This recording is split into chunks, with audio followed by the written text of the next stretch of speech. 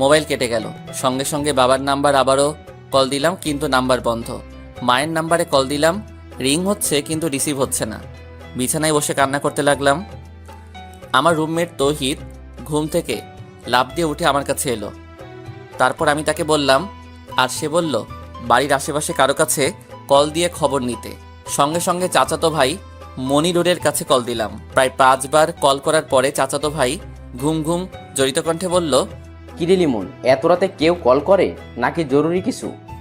আমি কান্না করতে করতে বললাম, মনির ভাই, আমাদের বাড়িতে একটু দেখবা মা বাবা কেমন আছে? কেন, চাচা চাচির কি হয়েছে? বাবা নাকি মাকে খুন করেছে, আর সে নিজেও এখন আত্মহত্যা করবে। আমাকে কল দিয়ে এসব বলে কল কেটে দিয়েছে। আমি তো শহরে আছি, তাই তুমি একটু যাবে? বলিস কি, আমি এখনই যাচ্ছি। হাই আল্লাহ, চাচা কেন চাচিকে খুন করবে?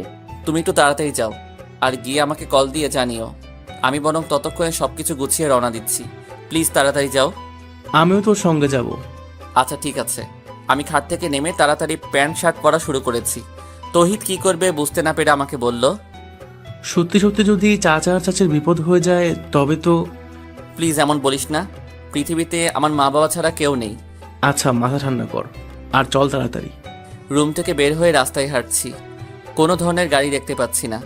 মেইন রাস্তার দিকে গিয়ে কিছু একটা পাওয়া যেতে পারে, তাই স্টেডিয়ামের দিকে যাচ্ছি। মুজোগন্নি বাস স্ট্যান্ডে এসে একটা মাহিন্দ্রা পেলাম। রাতের বেলা 2-1টা গাড়ি চলে জানতাম, তাই উঠে বসলাম। মাহিন্দ্রার মধ্যে বসা অবস্থায় মনির ভাই কল দিলেন। হ্যাঁ মনির ভাই। লিমন, তোদের রুমের দরজা তো ভিতর থেকে বন্ধ করা, ভিতরে বাতি জ্বলে, কিন্তু ডাকাডাকি করে কোনো শব্দ পাচ্ছি না। এখন কি করব? আপনি দরজা ভেঙে ভিতরে প্রবেশ করুন, তাড়াতাড়ি করুন মনির ভাই। সত্যি সত্যি যদি তেমন কিছু হয়ে যায় তাহলে আবার পুলিশের ঝামেলা হবে না তো? কারণ পুলিশ যদি তখন বলে যে আমি দরজা কেন ভেঙে প্রবেশ করলাম। না, কিছু হবে না। আমি তখন বলবো যে আমার নির্দেশে আপনারা দরজা ভেঙেছেন। আচ্ছা ঠিক আছে। কল কেটে দিয়ে এক অস্থিরতার মধ্যে হা হুতাশ করতে লাগলাম। ভিতরে ঢুকে তারা কি খবর দেয় সেটা অনুমান করতে কষ্ট হচ্ছে। আমার মা বাবার মধ্যে তো কোনো রাগারাগি দেখিনি কোনো দিন, তাহলে কেন এমন করবে বাবা? মিনিট 10 পরে মনির ভাই কল দিয়ে কাঁপা কাঁপা গলায় বলল, লিমন তুই কোথায়? আমি চিৎকার করে বললাম, মনির ভাই আমি গাড়িতে আছি, কিন্তু মা বাবা ঠিক আছে তো? কিছু ঠিক নেই লিমন, চাচা চাচি দুজনের লাশ হয়ে গেছে লিমন। তুই তাড়াতাড়ি আয়, তোর বাবা মা আর দুনিয়ায় নেই। আমি তখন একটা চিৎকার করে আর কিছু বলতে পারি নাই। তৌহিদ আমাকে শক্ত করে জড়িয়ে ধরে রইল। মাহিন্দার মধ্যে আরও 2জন যাত্রী ছিল, তারা কৌতূহল নিয়ে তাকিয়ে রইল। রূপসা নদীর ঘাটে গিয়ে কোনো গাড়ি পাওয়া যাচ্ছে না। কিছুক্ষণ পর তৌহিদ বলল, আমাদের বন্ধু পারভেজের তো বাইক আছে, তাকে কল দিয়ে কি আসতে বলবো?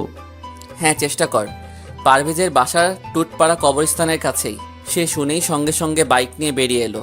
আধা ঘন্টা পরে সে যখন আমাদের কাছে এসে পৌঁছালো তখন 3 জনে মিলে রূপসা ব্রিজের দিকে যাচ্ছি। আমাকে মাঝখানে বসিয়ে তৌহিদ শক্ত করে ধরে রেখেছে। পারভেজ তখন যতটা সম্ভব সাবধানে বাইক চালাচ্ছে।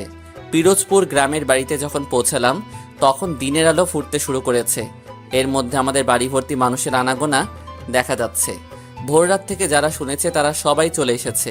থানা থেকে পুলিশ এখনও আসেনি, তাই লাশ ঠিক সেভাবেই পড়ে আছে। মা বাবার শোবার ঘরে ফ্লোরে গলাকাটা মরদেহ অবস্থায় পড়ে আছে আমার প্রিয় মা। তারই কাছে গলাকাটা অবস্থায় পড়ে আছে বাবা, আর বাবার হাতের কাছে একটা ছুরি। দেখেই মোটামুটি বোঝা যাচ্ছে যে বাবা নিজেই নিজের গলা কেটে ফেলেছে। কিন্তু কেন, কিসের জন্য? বাবার মনে তো এমন কোনো কষ্ট ছিল না যাতে করে সে এভাবে মাকে খুন করে নিজে আত্মহত্যা করতে পারে। তাহলে কারণ কি?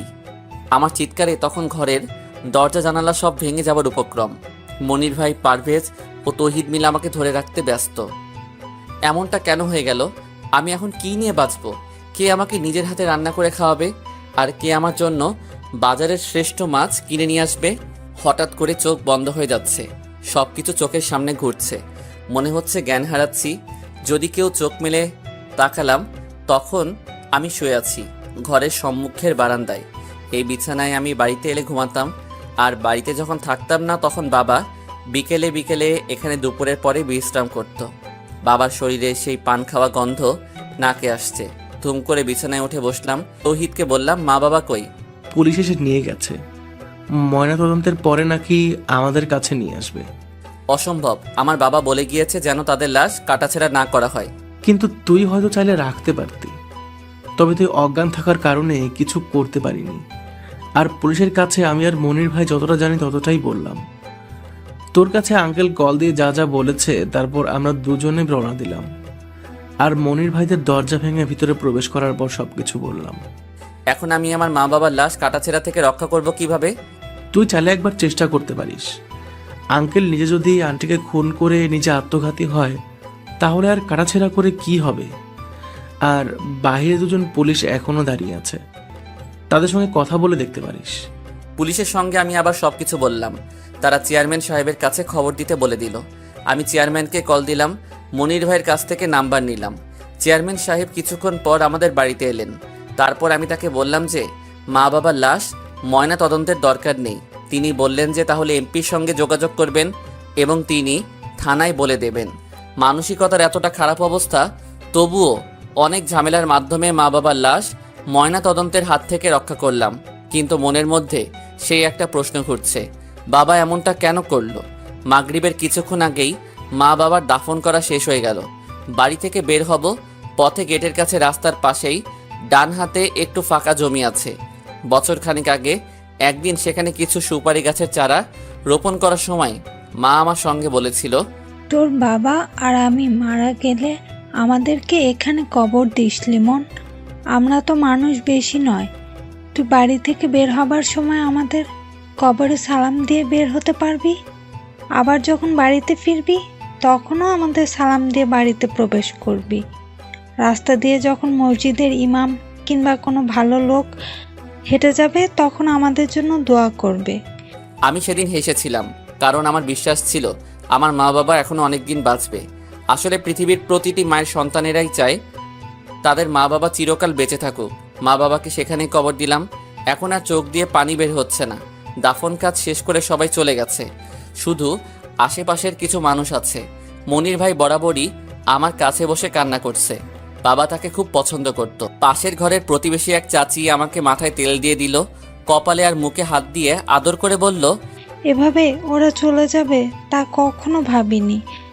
যা হবার হয়ে গেছে, মনকে শক্ত কর, আমরা তো আছি। সারা দিনে মোবাইল বের করার সুযোগ হয়নি।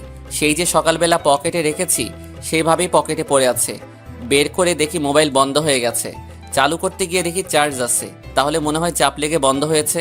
কারণ মোবাইলের ব্যাটারি একটু লুজ, তাই মাঝে মাঝে ধাক্কা লেগে বন্ধ হয়ে যায়। কাগজ দিয়ে জাম করে রাখি। মোবাইল চালু করলাম, তারপর কল লিস্টে গিয়ে বাবার নাম্বারের দিকে তাকিয়ে রইলাম। গতকাল রাতেও এমন সময় খাবার খেয়ে কল দিয়ে কথা বলেছিলাম, মাত্র 24 ঘন্টা। ইস! হঠাৎ করে চোখ গেল উপরে মেসেজের চিহ্নের উপর। মেসেজ অপশনে গিয়ে দেখি অনেকগুলো মেসেজ। সচরাচর সিম কোম্পানির অজস্র অপ্রয়োজনীয় মেসেজের জন্য এখন মেসেজ চেক না করে ডিলিট করতাম, কিন্তু সেগুলোর মধ্যে বাবার নাম্বার দিয়ে একটা মেসেজ দেখে অবাক হলাম। গতকাল রাত 2:53 মেসেজ এসেছে, আর বাবা আমাকে কল করেছিল রাত 3:09। মেসেজ পড়ে আমার হাত কাঁপছে। লেখা আছে, তোকে বাঁচাতে গিয়ে তোর মাকে খুন করলাম এইমাত্র। 25 বছরের সংসার জীবনে যাকে আমি কখনো একটা চড়ও মারিনি, তাকেই একটু আগেই নিজের হাতে জবাই করেছি। এখন আমার নিজের গলায় কাটবো। ওরা সবাই এখন আমার চারিদিক দাঁড়িয়ে আছে। তোকে কল দিয়ে বাড়িতে আসার জন্য আমাকে বলেছে। আমি সেই ফাঁকে তোকে কল না দিয়ে আগে মেসেজ দিচ্ছি। ওদের বলেছি যে নাম্বার খুঁজে পাচ্ছি না, তোকে কল দিয়ে আমি হয়তো নিরুপায় হয়ে বাড়িতে আসতে বলবো, কিন্তু খবরদার তুই আসবি না। কারা এসব করছে সেটা তোর জানার দরকার নেই, কিন্তু তুই আর কোনোদিন গ্রামের বাড়িতে আসবি না বাবা, না হলে ওরা তোকে খুন করে ফেলবে। আমি চাই না যে আমাদের মৃত্যুর জন্য তুই প্রতিশোধ নিস, তাই সেই খুনিদের নাম বললাম না। আমি আর তোর মা তোর জন্য জীবন দিয়ে গেলাম। আমাদের স্বপ্ন ছিল তুই অনেক বড় হবি রে। আমাদের স্বপ্ন পূরণ করিস বাবা। আকাশে বসে যেন তোকে দেখে আমি আর তোর মা হাসতে পারি। বাবার মেসেজ দেখে শরীর কাঁপছে। আমি তো এই মেসেজ গতকাল দেখিনি। বাবা আমাকে গ্রামের বাড়িতে আসতে নিষেধ করেছে, কিন্তু আমি তো না জেনে চলে এসেছি। তাহলে কি আমাকে এখন তারা খুন করবে? কিন্তু কারা খুন করবে? শেষ রাতের দিকে আমাদের ঘরে আগুন লাগিয়ে দেয় শত্রুরা। আমার 3 জন তখন ঘুমাচ্ছিলাম। ঠিক তখনই তৌহিদ আগুন আগুন বলে চিৎকার করতে লাগলো। আচ্ছা, আরেকটু খুলে বলি, তৌহিদ ও পারভেজ দুজনেই মেসেজ পড়ে চমকে গেল। তৌহিদ আস্তে করে কানে কানে বলল, এই কথা কাউকে কিছু বলিস না, কারণ এখন তোর আশেপাশের সবাইকে শত্রু মনে করতে হবে। মনিরুল ভাইদের বাড়ি থেকে রাতের খাবার রান্না করে পাঠানো হয়েছে। তৌহিদ ও পারভেজ সেই খাবার খেয়েছে। আমাকেও তৌহিদ নিজের হাতে ভাত মেখে 2 লোকমা খাইয়ে দিল। সমস্ত ঘরের মধ্যে মা বাবার স্মৃতি জড়িয়ে আছে। রাতের বেলা আমি তৌহিদ ও পারভেজ একসঙ্গে ঘুমালাম। মনির ভাই থাকতে চেয়েছিলেন, কিন্তু আমরা নিষেধ করেছি। রাত 10টার দিকে আমার স্কুলের শিক্ষক এসেছিলেন দেখা করতে। অনেক কিছু উপদেশ দিয়ে 25-30 মিনিট পরে বিদায় নিয়ে চলে গেলেন। কারা হতে পারে সেই খুনের আসামি? আমাকে মারার জন্য কেন তাদের পরিকল্পনা? বাবা কেন আমাকে এসব থেকে আলাদা হতে বলল? লিমন, তুই ঘুমানোর চেষ্টা কর বন্ধু। আমি আর তহিদ জেগে আছি। যদি সত্যিই কেউ তোদের শত্রু থাকে তাহলে অবশ্যই হামলা করতে পারে। কিন্তু কেন করবে এমন? আমার তো কোনো শত্রু নেই, আর তাছাড়া আমরা কারো ক্ষতি করিনি কোনো দিন। দোস্ত, আজকাল ভালো মানুষদের ধ্বংস করার জন্য পৃথিবীতে অনেক খারাপ মানুষ আছে রে। নিশ্চয়ই এখানে অনেক বড় কিছু ঘটনা আছে, তাই সেটা আমাদের খুঁজে বের করতে হবে। কিন্তু বাবা তো আমাকে গ্রামে আসতে নিষেধ করেছে। তাহলে কি বাবার শেষ অনুরোধ রাখতে পারবো না? তুই নিজে গ্রাম ত্যাগ করবি, কিন্তু গোয়েন্দা বা সিআইডি মোতায়েন করতে হবে। তারা অবশ্যই এই রহস্যের উন্মোচন করতে সক্ষম হবে, তখন সবকিছু পরিষ্কার হবে। এরপরই আমরা চুপচাপ শুয়ে রইলাম। বাইরে ও ঘরের মধ্যে বৈদ্যুতিক বাতি জ্বলছে। মা বাবার কত স্মৃতি মনে পড়ে যাচ্ছে। চোখ বেয়ে অজান্তেই অগোচরে পানি বের হয়ে আসছে। এইভাবেই কখন চোখ বন্ধ করে ছিলাম জানি না, কিন্তু হঠাৎ করে তৌহিদের মুখে আগুন আগুন চিৎকার শুনে খুব ভয় পেয়ে বিছানায় বসলাম। দোস্ত, তাড়াতাড়ি বের হতে হবে, নাইলে সবাই আগুনে পুড়ে মারা যাবে। কিন্তু আমরা যখন দরজা খুলে বের হতে যাব, তখন দেখি দরজা বাহির থেকে বন্ধ করা। 3টা দরজা দিয়ে বাহির হওয়া যায়, কিন্তু সবগুলোই বাহির থেকে বন্ধ করে রাখা হয়েছে। গতকাল যেই পিছনের দরজা ভেঙে মনির ভাই প্রবেশ করেছিল, সেটা আজকে একদম ভালো করে পেরেক ঠুকে বন্ধ করে দিয়েছি। কিছু বাকি 2টি দরজা কারা বন্ধ করলো? আমাকে যারা খুন করতে চায় তারা কি এসব করছে? পশ্চিমে একটা নড়বড়ে জানালা ছিল, সেটাই এক ধাক্কা দিয়ে ভেঙে দিল পারভেজ। তারপর আমি, পারভেজ ও তৌহিদ বেরিয়ে গেলাম। আগুন সেই সময় প্রায় সমস্ত টিনের চালে ছড়িয়ে গেছে। ইটের দেয়াল হলেও কাঠ আর টিনের চালের ছাউনি দিয়ে ঘেরা ঘরটা চোখের সামনে পড়ছে। তৌহিদ ও পারভেজ দুজনেই সামনের দরজা বাহির থেকে খুলে পারভেজের বাইক বের করলো। আরও কিছু জিনিসপত্র বের করতে চেয়েছিল, কিন্তু পরিস্থিতি খুবই অস্বাভাবিক।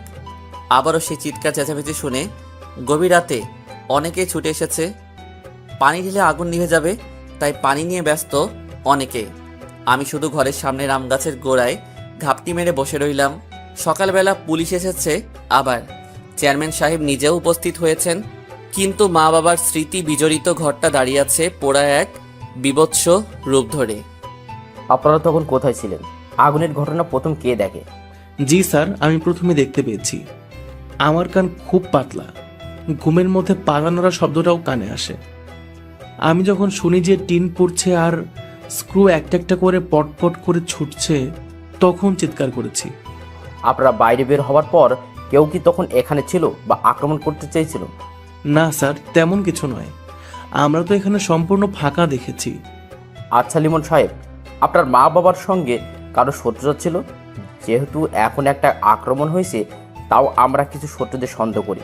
তেমন কোনো শত্রু নেই যারা খুন করবে। আমরা সবসময় ঝামেলা এড়িয়ে চলতাম। জমি জমা নিয়ে কারোর সঙ্গে কোনো বিবাদ ছিল নিজেদের মধ্যে বংশগত ব্যাপারে? দলিল চাচার সঙ্গে পূর্বপাড়ায় একটা রাস্তার পাশের জমি নিয়ে মামলা চলে। তবে বাবা সপ্তাহখানিক আগে বলছিল যে জলিল চাচা নাকি আমাদের জমি ফিরিয়ে দিতে রাজি হয়েছে। এমন তো হতে পারে সেই জলিল পরিকল্পনা করে ইচ্ছে করেই জমি ছেড়েছে, কারণ মনে মনে একদম খুন করার ষড়যন্ত্র ছিল। আমি সেটা জানি না। আপনার কি ধারণা, আপনার মা বাবা দুজনে আত্মহত্যা করেছে নাকি খুন করা হয়েছে? হ্যাঁ স্যার, লিমনের বাবা আমাকে কল করার আগে একটা মেসেজ দিয়েছিল, কিন্তু সেই মেসেজ চেক করা হয় নাই বলে জানতাম না। তাকে কেউ খুব ভয় দেখিয়ে আত্মহত্যা করতে বাধ্য করেছে। ও মাই গড, বলেন কি? দারোগা সাহেব মেসেজটি জোরে জোরে পড়লেন। চেয়ারম্যান সাহেব গভীর চিন্তার মধ্যে হারিয়ে গেল, সেটা বোঝা যাচ্ছে। জলিল মিয়াকে ভালো করে জিজ্ঞেস করতে হবে বলে দারোগা সাহেব বাজারে চলে গেলেন। দুপুর পর্যন্ত অনেকেই আমাদের বাড়িতে ছিলেন। দুপুরে খাবার খেলাম প্রতিবেশী মনু আর কাকার বাড়িতে। কাকিমা রান্না করে ডেকেছিল, কিন্তু আমি যাইনি বলে পাঠিয়ে দিয়েছে। বিকেলের দিকে পারভেজ খুলনা চলে গেল, তবে আমাকে নিয়ে যাবার খুব চেষ্টা করেছে। তুই এখানে থাকলে কিন্তু অনেক বিপদে পড়বি লিমন। তার চেয়ে খুলনা বরং শহরে চল তাড়াতাড়ি, তাহলে সেখানে মোটামুটি নিরাপত্তা আছে। কিন্তু সেখানে আঙ্কেল নিজে তোকে আসতে নিষেধ করেছে। সেখানে তুই কি করবি দোস্ত? নিজের জীবনের বিপদ ডেকে এনে ভুল করিস না বন্ধু, চল আমার সঙ্গে। আমি রহস্যের শেষ দেখে যেতে চাই পারভেজ। কারা আমার মা বাবার সর্বনাশ করেছে, আমি সেই গোপনীয় সব কিছু পরিষ্কার করতে চাই, না হলে শান্তি নেই। তুই বরং সাজু ভাইয়ের সাহায্য নিতে পারিস। তোর মনে আছে সাজু ভাইয়ের কথা? হ্যাঁ মনে আছে, কিন্তু তিনি কি আসবেন আমার মা বাবার খুনের রহস্য বের করতে? আমাকে কে বা কারা খুন করতে চায় সেই রহস্যের উন্মোচন কি সাজু ভাই করতে পারবে? আমার বিশ্বাস তিনি পারবেন, কারণ সাজু ভাই হচ্ছে ঠান্ডা মাথার এক রোমান্টিক মানুষ। সকলের সঙ্গে কত সুন্দর মিল, তাই না? সেবার যখন তিনি খুলনা এসেছিলেন তোমাদের ম্যাচের মধ্যে, তখন তো আমরা সবাই দেখা করতে। সাজু ভাই, সজীব ভাই, শফিক ভাই আর রকি ভাই এরা সবাই যে রুমে থাকতো, এখন আমরা সেই রুমেই থাকি। বললাম ঠিক আছে পারভেজ, তুই বরং এখন সন্ধ্যা হবার আগে চলে যা। আমি আর তৌহিদ আগামীকাল সকালে খুলনা আসবো। তারপর সাজু ভাইয়ের সঙ্গে যোগাযোগ করে সব কিছু তাকে জানাবো। তাহলে রাতে থাকতে হবে কেন? মনির ভাই বললেন যে আজকে নাকি রাতের বেলা তিনি কিছু জরুরি কাগজপত্র দেখাবেন, সব কিছু আমাদের জমি জমার বিষয়ে, আর সেই সঙ্গে কিছু গোপনীয় কথা জানাতে চাই। তাহলে এখন দিনের বেলা সমস্যা কি? আমরা যে কতটা বিপদের মধ্যে তা কি সে জানে না? তাদের বাড়িতে সমস্যা হবে না পারভেজ, আর শুধু শুধু চিন্তা করিস না তো। ঠিক আছে, সাবধানে থাকিস, আর আগামীকাল সকালে উঠে রওনা দিস লিমন। আচ্ছা ঠিক আছে। সন্ধ্যার খানিকটা আগে বাজারের মধ্যে গেলাম আমি আর তৌহিদ। কিছুক্ষণ দাঁড়িয়ে থাকার পর একদম কর্নারের হোটেলের মালিক শাহজাহান কাকা আমাকে ডাকলেন। আমি তার কাছে যেতেই তিনি আমাকে নিয়ে হোটেলের পিছনে গেলেন, তার সঙ্গে সঙ্গে আমিও গেলাম। তোমার মা বাবার ঘটনার জন্য সবাই স্তব্ধ হয়ে গেছে, তাই সান্ত্বনা দেওয়ার ভাষা জানা নেই। কিন্তু তোমাকে কিছু গোপনীয় কথা জানাতে চাই, মনোযোগ দিয়ে শুনবে, তবে আমার কথা কাউকে বলবে না। কি কথা শাহজাহান কাকা? তোমার জলিল চাচার সঙ্গে ওপারে যে জমি নিয়ে মামলা ছিল, সেটা কেন শেষ হয়েছে জানো? না তো। তোমার বাবা জলিল মিয়াকে ওই জমির জন্য টাকা দিয়েছে নতুন করে। কিন্তু ওটা তো আমাদের জমি, তাহলে কেন বাবা আবার টাকা দিবে? কারণ জমিটা নাকি তোমার খুব পছন্দের। তুমি নাকি সেখানে একটা পার্কের মতো মনোরম স্থান বানিয়ে বাগান করতে চাও। হ্যাঁ, কিন্তু তোমার বাবা আমাকে বলেছিলেন যে তোমার নাকি খুব ইচ্ছে ওখানে বাগান করবে, তাই তিনি অনেক চেষ্টা করেও জমিটা রক্ষা করতে চেয়েছে, কিন্তু নিজেই। জমির বিনিময়ে যদি জলিল চাচা টাকা নিয়ে থাকে, তাহলে আবার ঝামেলা কিসের? সেখানেই ঝামেলা লিমন। আমি তো হোটেলের মানুষ, তাই অনেক কিছু জানি। কারণ বাংলাদেশের মধ্যে হোটেল বা চায়ের দোকানে সবচেয়ে বেশি আলোচনা হয়, দলীয় বা বিরোধী দলীয় সকল পক্ষের কথা জানা যায়। সকালে এক গ্রুপ আর বিকেলে অন্য গ্রুপ। আপনি কি তেমন কিছু জানেন? না বাবা, তবে আমারও পরিবার আছে, তাই বেশি কিছু বলে বিপদে পড়তে চাই না। যতটুকু বললাম ততটুকু দিয়ে খুঁড়তে আরম্ভ করো। কিছু খুঁড়তে আরম্ভ করো, সাপ এমনিতেই বের হবে। এতটুকু লিখে একটু দম নিল লিমন, তারপর আবারও লিখতে আরম্ভ করলো। বাজার থেকে আমি, তৌহিদ আর মনিরুল ভাই ফিরে আসলাম। জলিল চাচার কথা কাউকে কিছু বলিনি এখনো। সাজু ভাই, আমি শুধু আপনার কাছে এগুলো জানিয়ে দিচ্ছি। বাড়িতে ফিরে এসে বারবার মনে হচ্ছে যে বিকেলে পারভেজের সঙ্গে চলে গেলে ভালো হতো, কারণ রাত যতই গভীর হচ্ছে ততই ভয় লাগছে। সবাই খাবার খেয়ে এখন ঘুমিয়ে আছে। রাত 11টা পেরিয়ে গেছে, আর গ্রামের বাড়িতে রাত 11টা মানে হচ্ছে অনেক রাত্রি। আমার কেন যেন মনে হচ্ছে আজকে রাতের মধ্যে আমারও কিছু একটা হয়ে যাবে। তেমন কোনো কারণ নেই, তবে বারবার সেটাই মনে হচ্ছে। হয়তো মনের ভয়, কিন্তু মনে হচ্ছে সেটা সত্যি। তাছাড়া ক্ষুদ্র একটা কারণ আছে। একটু আগে হঠাৎ করে জানালার পর্দার আড়ালে কাউকে দাঁড়িয়ে থাকতে দেখেছি। আমি আস্তে আস্তে জানালার কাছে গেলাম, আর তখন কারো পায়ের শব্দ দ্রুত সরে যেতে শুনতে পেলাম। তৌহিদকে সেই কথা বললাম, কিন্তু সে তেমন গুরুত্ব না দিয়ে ঘুমিয়ে আছে। গতকাল আর পরশু রাতে বেচারা ভালো ঘুমাতে পারে নাই। তাই এখন মনে হয় তাকে ঘুমে গ্রাস করেছে। আমি অবশ্য চাইলে ঘুমাতে পারি না, তাছাড়া জানালার ঘটনাটা খুব ভাবাচ্ছে আমাকে, তাই যতক্ষণ সম্ভব জাগ্রত হয়ে থাকতে চাই। পরশু রাত 3টায় বাবার সেই কল করার পর থেকে যা যা ঘটেছে সব কিছু সাজিয়ে লিখে দিলাম সাজু ভাই। সত্যি বলছি, আমার খুব ভয় করছে। যদি রাতের মধ্যে বা যে কোনো সময় আমি খুন হয়ে যাই, তাহলে সেই খুন আর মা বাবার খুনের রহস্য বের করার দায়িত্ব আপনার। আপনার এক ছোট ভাই হয়ে সেই দায়িত্ব আপনাকে দিলাম। আশা করি আপনি আসবেন। আমার বন্ধু পারভেজ, তৌহিদ ও আমার নিজের নাম্বার দিয়ে রাখলাম। যদি তৌহিদও আমার নাম্বারে না পান, তাহলে পারভেজের নাম্বারে কল দেবার অনুরোধ রইল। ইতি মোহাম্মদ লিমন, পিরোজপুর। গতকাল রাতে সাজু ভাইয়ের শরীর অসুস্থ ছিল, তাই তাড়াতাড়ি ঘুমিয়ে গেছিল, আর সকালবেলা অনেক দেরি করে ঘুম থেকে উঠেছে। তারপর ফ্রেশ হয়ে মোবাইলের মেসেঞ্জারে আসতে প্রায় দুপুর 12টা। অনেক পাঠক পাঠিকার মেসেজ এসে জমা হয়েছে। কেউ কেউ এখনও অ্যাক্টিভ, আবার অনেকে আনঅ্যাক্টিভ। সবগুলোর একটু সংক্ষিপ্ত রিপ্লাই করতে করতে হঠাৎ করে গতকাল রাত 12টার মেসেজ চোখে পড়ল। এমডি ডিমন আইডি দিয়ে এত বড় একটা মেসেজ এসেছে, সম্পূর্ণ ঘটনা এখানে বর্ণনা করা। সে রাত 3টায় কল দিয়ে কথা বলা, শুরু থেকে গতকাল রাত পর্যন্ত ঘটে যাওয়া ঘটনার বর্ণনা। খুব মনোযোগ সহকারে সম্পূর্ণ ঘটনা পড়ল সাজু ভাই। তারপর বেশ কিছু সময় চোখ বন্ধ করে কিছু ভাবতে লাগলো। তৌহিদ ও লিমন দুজনের নাম্বার সত্যি সত্যি বন্ধ দেখাচ্ছে, তাই পারভেজের নাম্বারে কল দিল সাজু ভাই। বেলা তখন দুপুর 12টা 34। আসসালামু আলাইকুম, কে বলছেন? ওয়ালাইকুম আসসালাম, সাজু ভাই বলছি। তুমি কি লিমনের বন্ধু পারভেজ? জি ভাই, কেমন আছেন ভাইজান? আপনার কথা গতকাল রাতেও লিমনের সঙ্গে আলোচনা করেছি, কিন্তু আপনি নিজেই আজকে আমাকে কল দিলেন।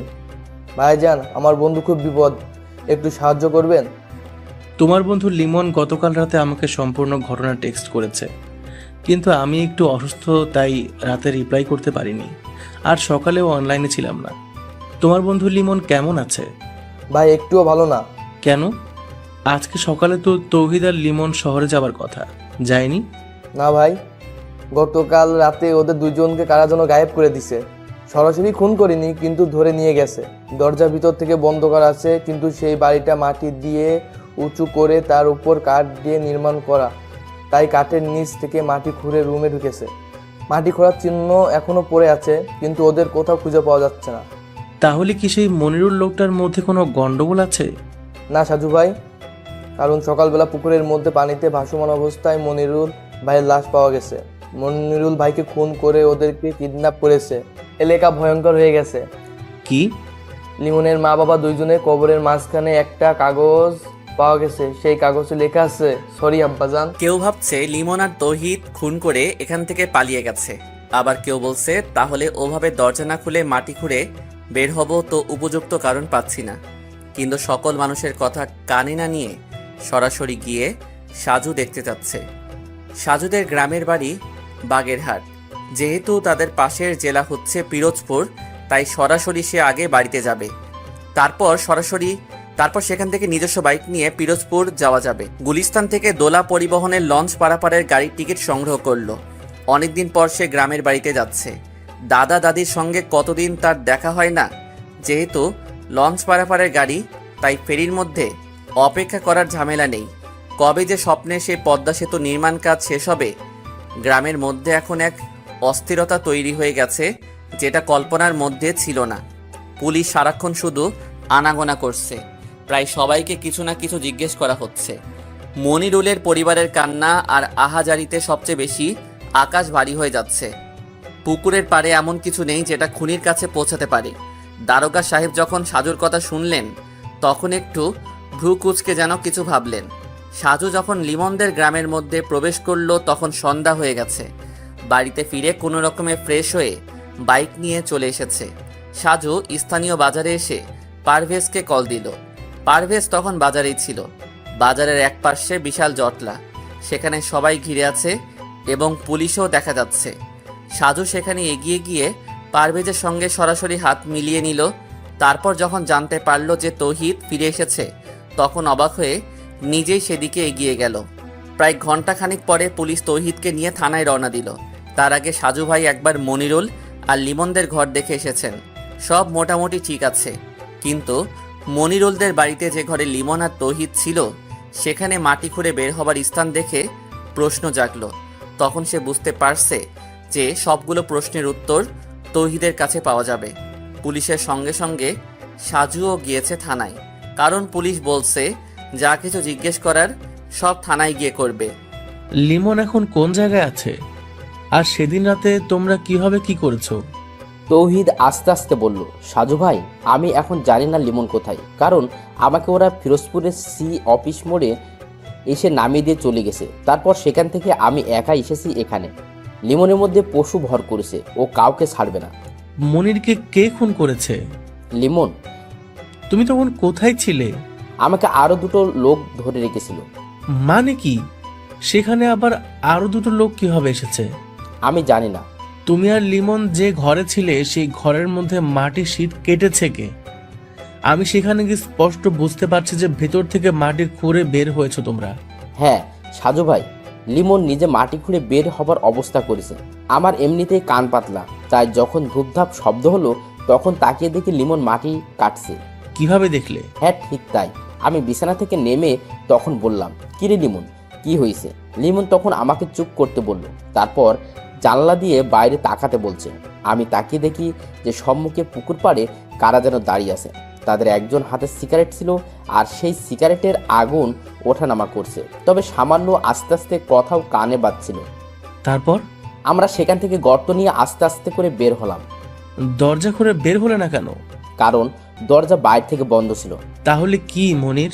হ্যাঁ, লিমন সেজন্যই বাইরে গিয়েছে এবং আমি তার সঙ্গে ছিলাম। কিন্তু সবচেয়ে বেশি অবাক হলাম কারণ দুটো লোক লিমনের পরিচিত। তারা তখন মনিরকে হাত পা আর মুখ বেঁধে দাঁড়িয়ে আছে। লিমন সেখান গিয়ে ওদের একজনের হাত থেকে একটা বড় ছুরি নিয়ে মনিরুল ভাইয়ের গলা কেটে দিল। কি বলছো তুমি? এতটা সহজ?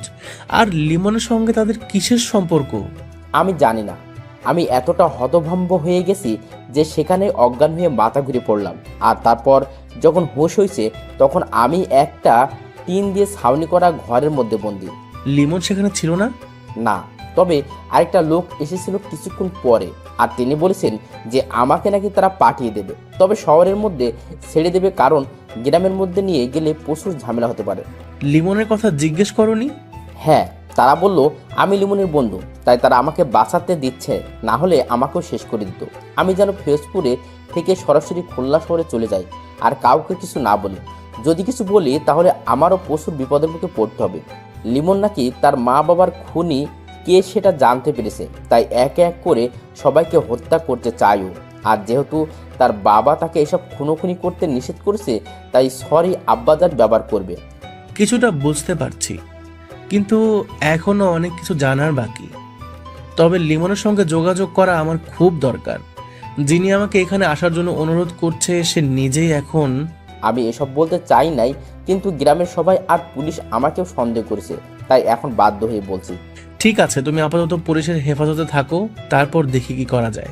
আচ্ছা ঠিক আছে সাজু ভাই, কিন্তু লিমন যে এভাবে পরিবর্তন হবে কখনো ভাবিনি। মাত্র কিছু সময়ের মধ্যে কিভাবে কি হয়ে গেল, আর তার সঙ্গে লোক দুটো যুক্ত আছে, কি ভয়ঙ্কর। থানা থেকে বের হয়ে সাজু নিজের এলাকায় চলে এসেছে। রাতের মধ্যে সেই গ্রামে থাকার কোনো মানে হয় না। আর পারভেজ তো থানায় আসার আগেই বিদায় নিয়ে চলে গেছে। রাত 10টার দিকে বাড়িতে ফিরে ডিনার করে নিজের বিছানায় শুয়ে সজীবের কাছে কল দিল। আসার পথে সজীব কল দিছিল, কিন্তু তখন কথা বলতে পারে নাই। হ্যাঁ সজীব, কি খবর? বেশি ভালো না সাজু। কেন? রুহির মা অসুস্থ, তাকে ঢাকা মেডিকেল কলেজ হাসপাতালে ভর্তি করা হয়েছে। রুহি এখন সেই হাসপাতালে আছে। আমি তো চট্টগ্রামে আছি, আর তুই আজকে নাকি বাড়িতে গেলি। হ্যাঁ, পিরোজপুরে একটা মামলার মধ্যে জড়িয়ে যাওয়ার সম্ভাবনা আছে, তবে আগের চেয়ে এটা বেশ জটিল মনে হচ্ছে। কি রকম? ছেলেটা খুলনায় আমরা যেই মেসে ছিলাম সেই মেসেই থাকে। ওর মা বাবা দুজনেই যে কোনো অদৃশ্য কারণে আত্মহত্যা করেছে, কিন্তু সেগুলোর পেছনে একটা চক্র কাজ করছে। তাদের সন্দেহ করে এখন ওই ছেলে খুন করা শুরু করেছে। বেশি জটিল সমস্যা। হ্যাঁ, আর একা একা ভালো লাগে না। রকি বা তুই যে কোনো একজন সঙ্গী হলে ভালো হতো। তাহলে ছুটি নিয়ে আসবো নাকি? যদি পারিস তবে বেশ ভালো হবে। ঠিক আছে, কালকে অফিসে গিয়ে দেখি। অনেক ধন্যবাদ বন্ধু। আচ্ছা, তুই একটু সময় করে রুহির কাছে কল দিয়ে কথা বলিস। বেচারির বাবার তো তোর জন্য ফাঁসি হয়ে গেল, এখন তার মা অসুস্থ হয়ে গেছে, তাই খুব কান্না করছে।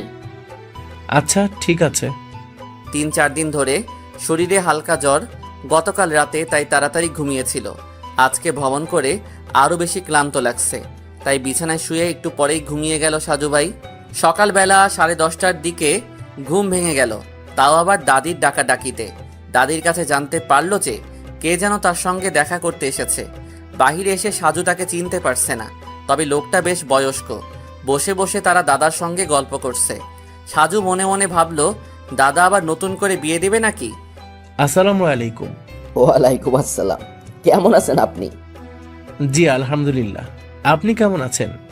আর আপনি কিন্তু আমার দাদার বয়সী, তাই নাতি হিসেবে তুমি করে বললে খুশি হব। ঠিক আছে, তাই হবে। আমি লিমনের নানা, তাই সম্পর্কে ঠিকই আছে। কোন লিমন? যার মা বাবা দুজনই খুন হয়েছে, আর লিমন নিজে এখন কোথায় আছে কেউ জানে না। আপনি তার নানা? হ্যাঁ, তবে আপন নানা নয়, ওরা মায়ের সম্পর্কে চাচা হই আমি। লিমনের নানা মারা গেছে অনেক আগে, তারপর থেকে ওর মাকে আমি মানুষ করেছিলাম। বুঝতে পেরেছি, কিন্তু আমি গতকালই লিমনের সেই মোটর সাইকেলওয়ালা বন্ধুর কাছে শুনেছি যে সে সাজু নামের এক গোয়েন্দা আসবে। সারাদিন অপেক্ষায় রইলাম, কিন্তু যখন এলে তখন দেখা করতে পারলাম না। কিন্তু কেন? আজ সকালে থানায় গিয়ে তোমার বিষয় জানতে পারি, তবে গতকালই লিমনের বন্ধুর কাছে শুনেছি তোমার বাসা বাগেরহাট আর এই উপজেলায়। আমি এক সময় ফিরোজপুর জেলা স্কুলের শিক্ষক ছিলাম। আমার এক ছাত্র আছে তোমাদের এই গ্রামের মধ্যে। আজকে সকালে যখন তাকে তোমার নাম করে জিজ্ঞেস করেছি, তখন সে তোমার ঠিকানা দিয়েছে। আমাকে এতটা জরুরি ভিত্তিতে খুঁজে বের করার কারণ কি? লিমনের মা বাবার বিপদের আশঙ্কা আমি আগে করেছিলাম, আর তারাও জানতো লিমনের বাবার কাছে একটা স্বর্ণের পুতুল আছে, খাঁটি স্বর্ণের পুতুল। বলেন কি? কিভাবে কি? এমন সময় সাজুর মোবাইল বেজে উঠল। নাম্বার দেখে চিনতে পারল সাজু। গতকাল রাতে থানা থেকে বের হওয়ার সময় সাজু ভাই থানার দারোগা সাহেবের নাম্বার নিয়ে এসেছেন এবং তার নিজের নাম্বারও দিয়ে এসেছে। Hello sir. সাজু সাহেব, আপনি কোথায়? আমি তো বাড়িতে। আপনি? আমি এখন সেই লিমনদের গ্রামের মধ্যে তাদের স্থানীয় বাজারে আছি। লিমন তো আজকে রাতে এই বাজারের হোটেল মালিক শাহজাহানের নামের লোকটাকে খুন করেছে। কি? আর কিভাবে নিশ্চিত হলেন খুনটা যে লিমন করেছে? লাশের পাশে চিরকুট ছিল, সরি আব্বাজান, আর আপনাকে উদ্দেশ্য করে কিছু কথার লেখা। আমাকে উদ্দেশ্য করে? হ্যাঁ সাজু সাহেব। কি লেখা আছে সেখানে? লেখা আছে, সাজু ভাই আমাকে ক্ষমা করবেন প্লিজ। আপনাকে যখন আমি ডেকেছি তখনও আমি রহস্য জানতাম না, কিন্তু এখন আমার চোখের সামনে সব কিছু পরিষ্কার, তাই আপনার কোনো সাহায্যের দরকার নেই। আমার মা বাবার হত্যার বিচার আমি নিজেই করব। খুব ভালো হয় যদি আপনি আর আমাদের গ্রামে না আসেন, কারণ আপনি থাকলে আমার ঝামেলা হবে। তাই আপনাকে সাবধান করে দিচ্ছি, আমার পথের মধ্যে যদি কোনো বাধা হয়ে দাঁড়ান তাহলে কিন্তু আপনাকেও বিপদে পড়তে হবে। তৌহিদকে মেরে ফেলা উচিত ছিল, শালাকে বন্ধু ভেবে ছেড়ে দিয়েছি, আর সে সব কিছু বলে দিয়েছে। ভেবেছিলাম যে লুকিয়ে লুকিয়ে প্রতিশোধ নিতে পারবো, কিন্তু ওর জন্য আর হলো না। তৌহিদকে সাবধানে থাকতে বলবেন, কারণ ওকে নিষেধ করার পরও যখন সব কিছু বলে দিয়েছে তখন কিছুটা মূল্য দিতে হবে তাকে। এই শাহজাহান কাকা আমার বাবার সঙ্গে বেইমানি করেছে, বাবার কাছ থেকে পুতুলের কথা জেনে সেটা আরেকজনকে বলে দিয়েছে, তাই একে ঘুম পাড়িয়ে দিলাম। এখনও অনেক কিছু ঘটনার বাকি আছে, তবে খেলাটা আমি খেলতে চাই। দারোগা সাহেব, আমার মনে হচ্ছে যে লিমন এগুলো করছে না। আপনি কি লিমনের বন্ধু তৌহিদকে ছেড়ে দিয়েছেন, নাকি আপনার হেফাজতে আছে? আমার কাছে আছে। তাকে আটকে রাখুন। নিশ্চয়ই তৌহিদ কোনো কিছু লুকাচ্ছে, কারণ একটা অদৃশ্য মেঘ চোখের সামনে ঘুরছে। দেখুন, সেটা হয়তো সম্ভব না। উপর মহল থেকে সকালবেলা কল এসেছে, তাই তৌহিদকে ছেড়ে দিতে হবে। মানে তৌহিদের উপরে লোক আছে?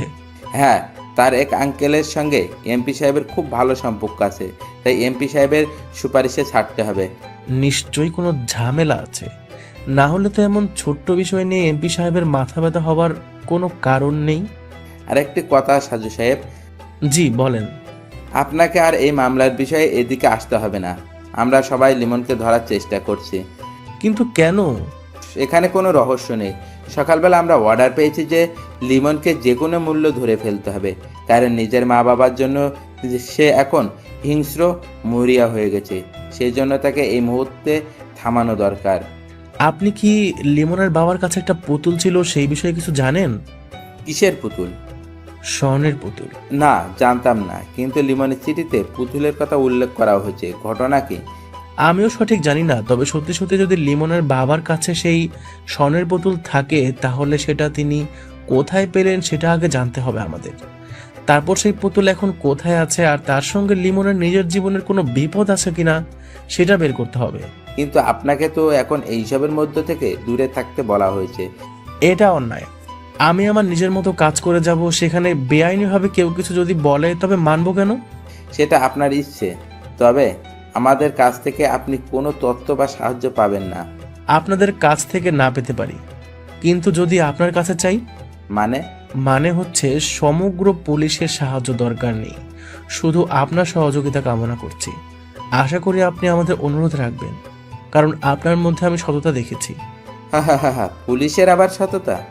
আমি ব্যক্তিগতভাবে আপনার সঙ্গে যোগাযোগ রাখতে চাই এবং এই মামলার রহস্য বের করতে চাই।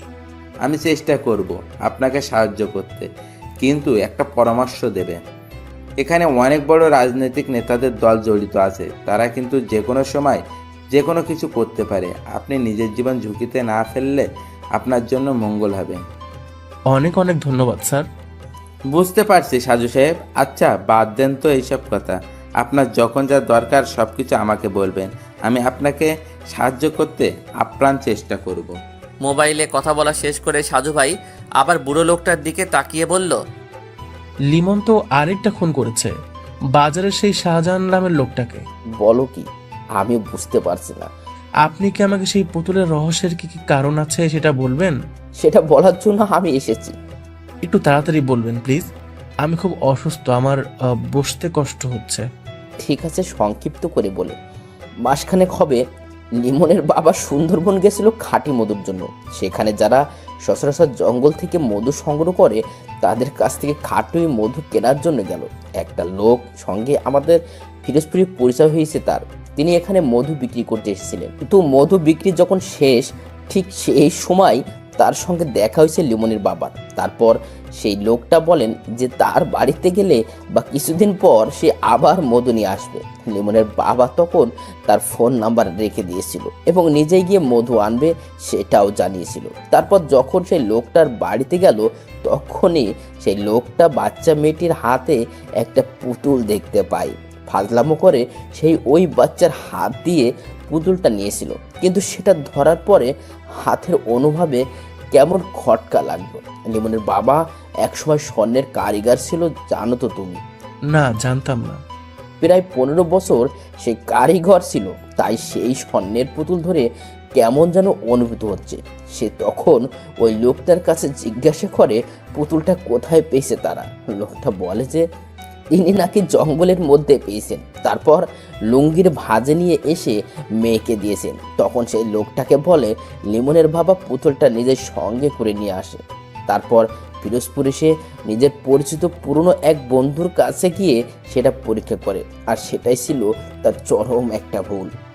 চরম ভুল কেন? কারণ সে যেহেতু কারিগর ছিল তাই চাইলে নিজের ঘরে বসে পরীক্ষা পান, কিন্তু যখন প্রমাণিত হয়েছে যে ওটা খাঁটি স্বর্ণ তখন তার সেই স্বর্ণকার বন্ধুর মনে শয়তানি আরম্ভ হয়ে গেল। কিরকম? এত বড় একটা স্বর্ণের পুতুল দেখে যে কেউ তো লোভে পড়তে পারে, স্বাভাবিক। তারপর? লিমনের বাবা তখন তার বন্ধুর কাছে সেই মধু বিক্রেতার কথা বলে দেয়। এটা ছিল তৃতীয় ভুল, কিন্তু বিশ্বস্ত বন্ধু তাই বলতে দ্বিধা করে নাই। সেই বন্ধু তখনই পরের দিন মধু বিক্রেতার কাছে চলে গেল, কারণ যেখানে ওটা পাওয়া গেছে সেখানে গিয়ে আরও সন্ধান করার জন্য। তারপর? মধু বিক্রেতা তখন কৌতূহলী হয়ে গেল আর বারবার কাহিনী জানতে চাইল। তখনই তিনি সেই পুতুলটা যে স্বর্ণের পুতুল সেটা তাকে বলে দেয়। হায় আল্লাহ! তখন মধু বিক্রেতা চলে এলো লিমনদের গ্রামের বাড়িতে এবং খুঁজে বের করলো তাদের বাড়ি, কিন্তু লিমনের বাবা পুতুলের কথা অস্বীকার করেন এবং তাকে চলে যেতে বলে। তখন লোকটা গিয়ে সরাসরি চেয়ারম্যান সাহেবের কাছে সব কিছু খুলে বলে। এবার আরেক লোভের জিহ্বা চকচক করা শুরু করেছে। তিনি তখন লিমনের বাবাকে বাজারে ডেকে পাঠালেন এবং খুন হওয়া শাহজাহান ব্যাপারীর হোটেলে বসে সব কিছু তাকে জিজ্ঞাসা করে। আস্তে আস্তে কথাটা ছড়িয়ে গেল দুই একজন বড় বড় মানুষের কাছে, আর তারা ভিন্ন ভিন্ন সময়ে রাতের আধারে দেখতে করতে আসতো। কেউ কেউ হুমকি দিত, আবার কেউ ছলে বলে কৌশলে কথা বের করতে চাইতো। এসব নিয়ে তিনি টেনশন করতেন? হ্যাঁ, একদিন আমার কাছে গিয়ে বিস্তারিত সব খুলে বলে আর পুতুলটা আমাকে দেখায়। তখন সে বলেছিল তার বিপদের কথা, তাকে যে কোনো মুহূর্তে কিছু করে ফেলতে পারে সেই কথা। তাহলে তো লিমনের বাবাও লোভী মানুষ, কারণ তিনি এটা একা একা হজম করতে চায়। হ্যাঁ ঠিক, আমি তাকে সেটাই বোঝাতে চেষ্টা করেছি, কিন্তু সে আমাকে ভুল বুঝে চলে আসে। তারপর এর মাত্র 3 দিনের মাথায় এমন একটা মর্মান্তিক ঘটনা ঘটে গেল। সেই পুতুল কোথায় কেউ জানে? এখন পর্যন্ত না, লিমনের বাবা সেটা নিজে মনে হয় লুকিয়ে রেখেছে। এই সমস্ত ঘটনা পুলিশের কাছে না বলে কেন আমাকে বলতে এসেছেন জানতে পারি? পুলিশের ওপর বিশ্বাস নেই, আর তোমার বিষয়ে যখন জানলাম যে তুমি মোটামুটি বড়লোক বাবার সন্তান, তোমার বাবা লন্ডনে থাকে, আর তাছাড়া তুমি গোয়েন্দা, তাই বলতে ইচ্ছা করছিল হয়তো সে খুনের রহস্য উন্মোচন করতে পারবে। তার তোমাকে সেই পুতুলের রহস্য নিয়ে এগোতে হবে। সেটাই তো বুঝতে পারছি না। আমি এখন আসি, বেলা প্রায় দুপুর পেরিয়ে গেল। না না, দুপুরে খাওয়া দাওয়া করে যান। না, আমি চলে যাব, কিন্তু অবশ্যই আবার তোমার সঙ্গে দেখা হবে। ঠিক আছে। লিমনের যখন জ্ঞান ফিরেছে তখন সে একটা বন্ধ রুমে বন্দি, সম্পূর্ণ নতুন স্থান।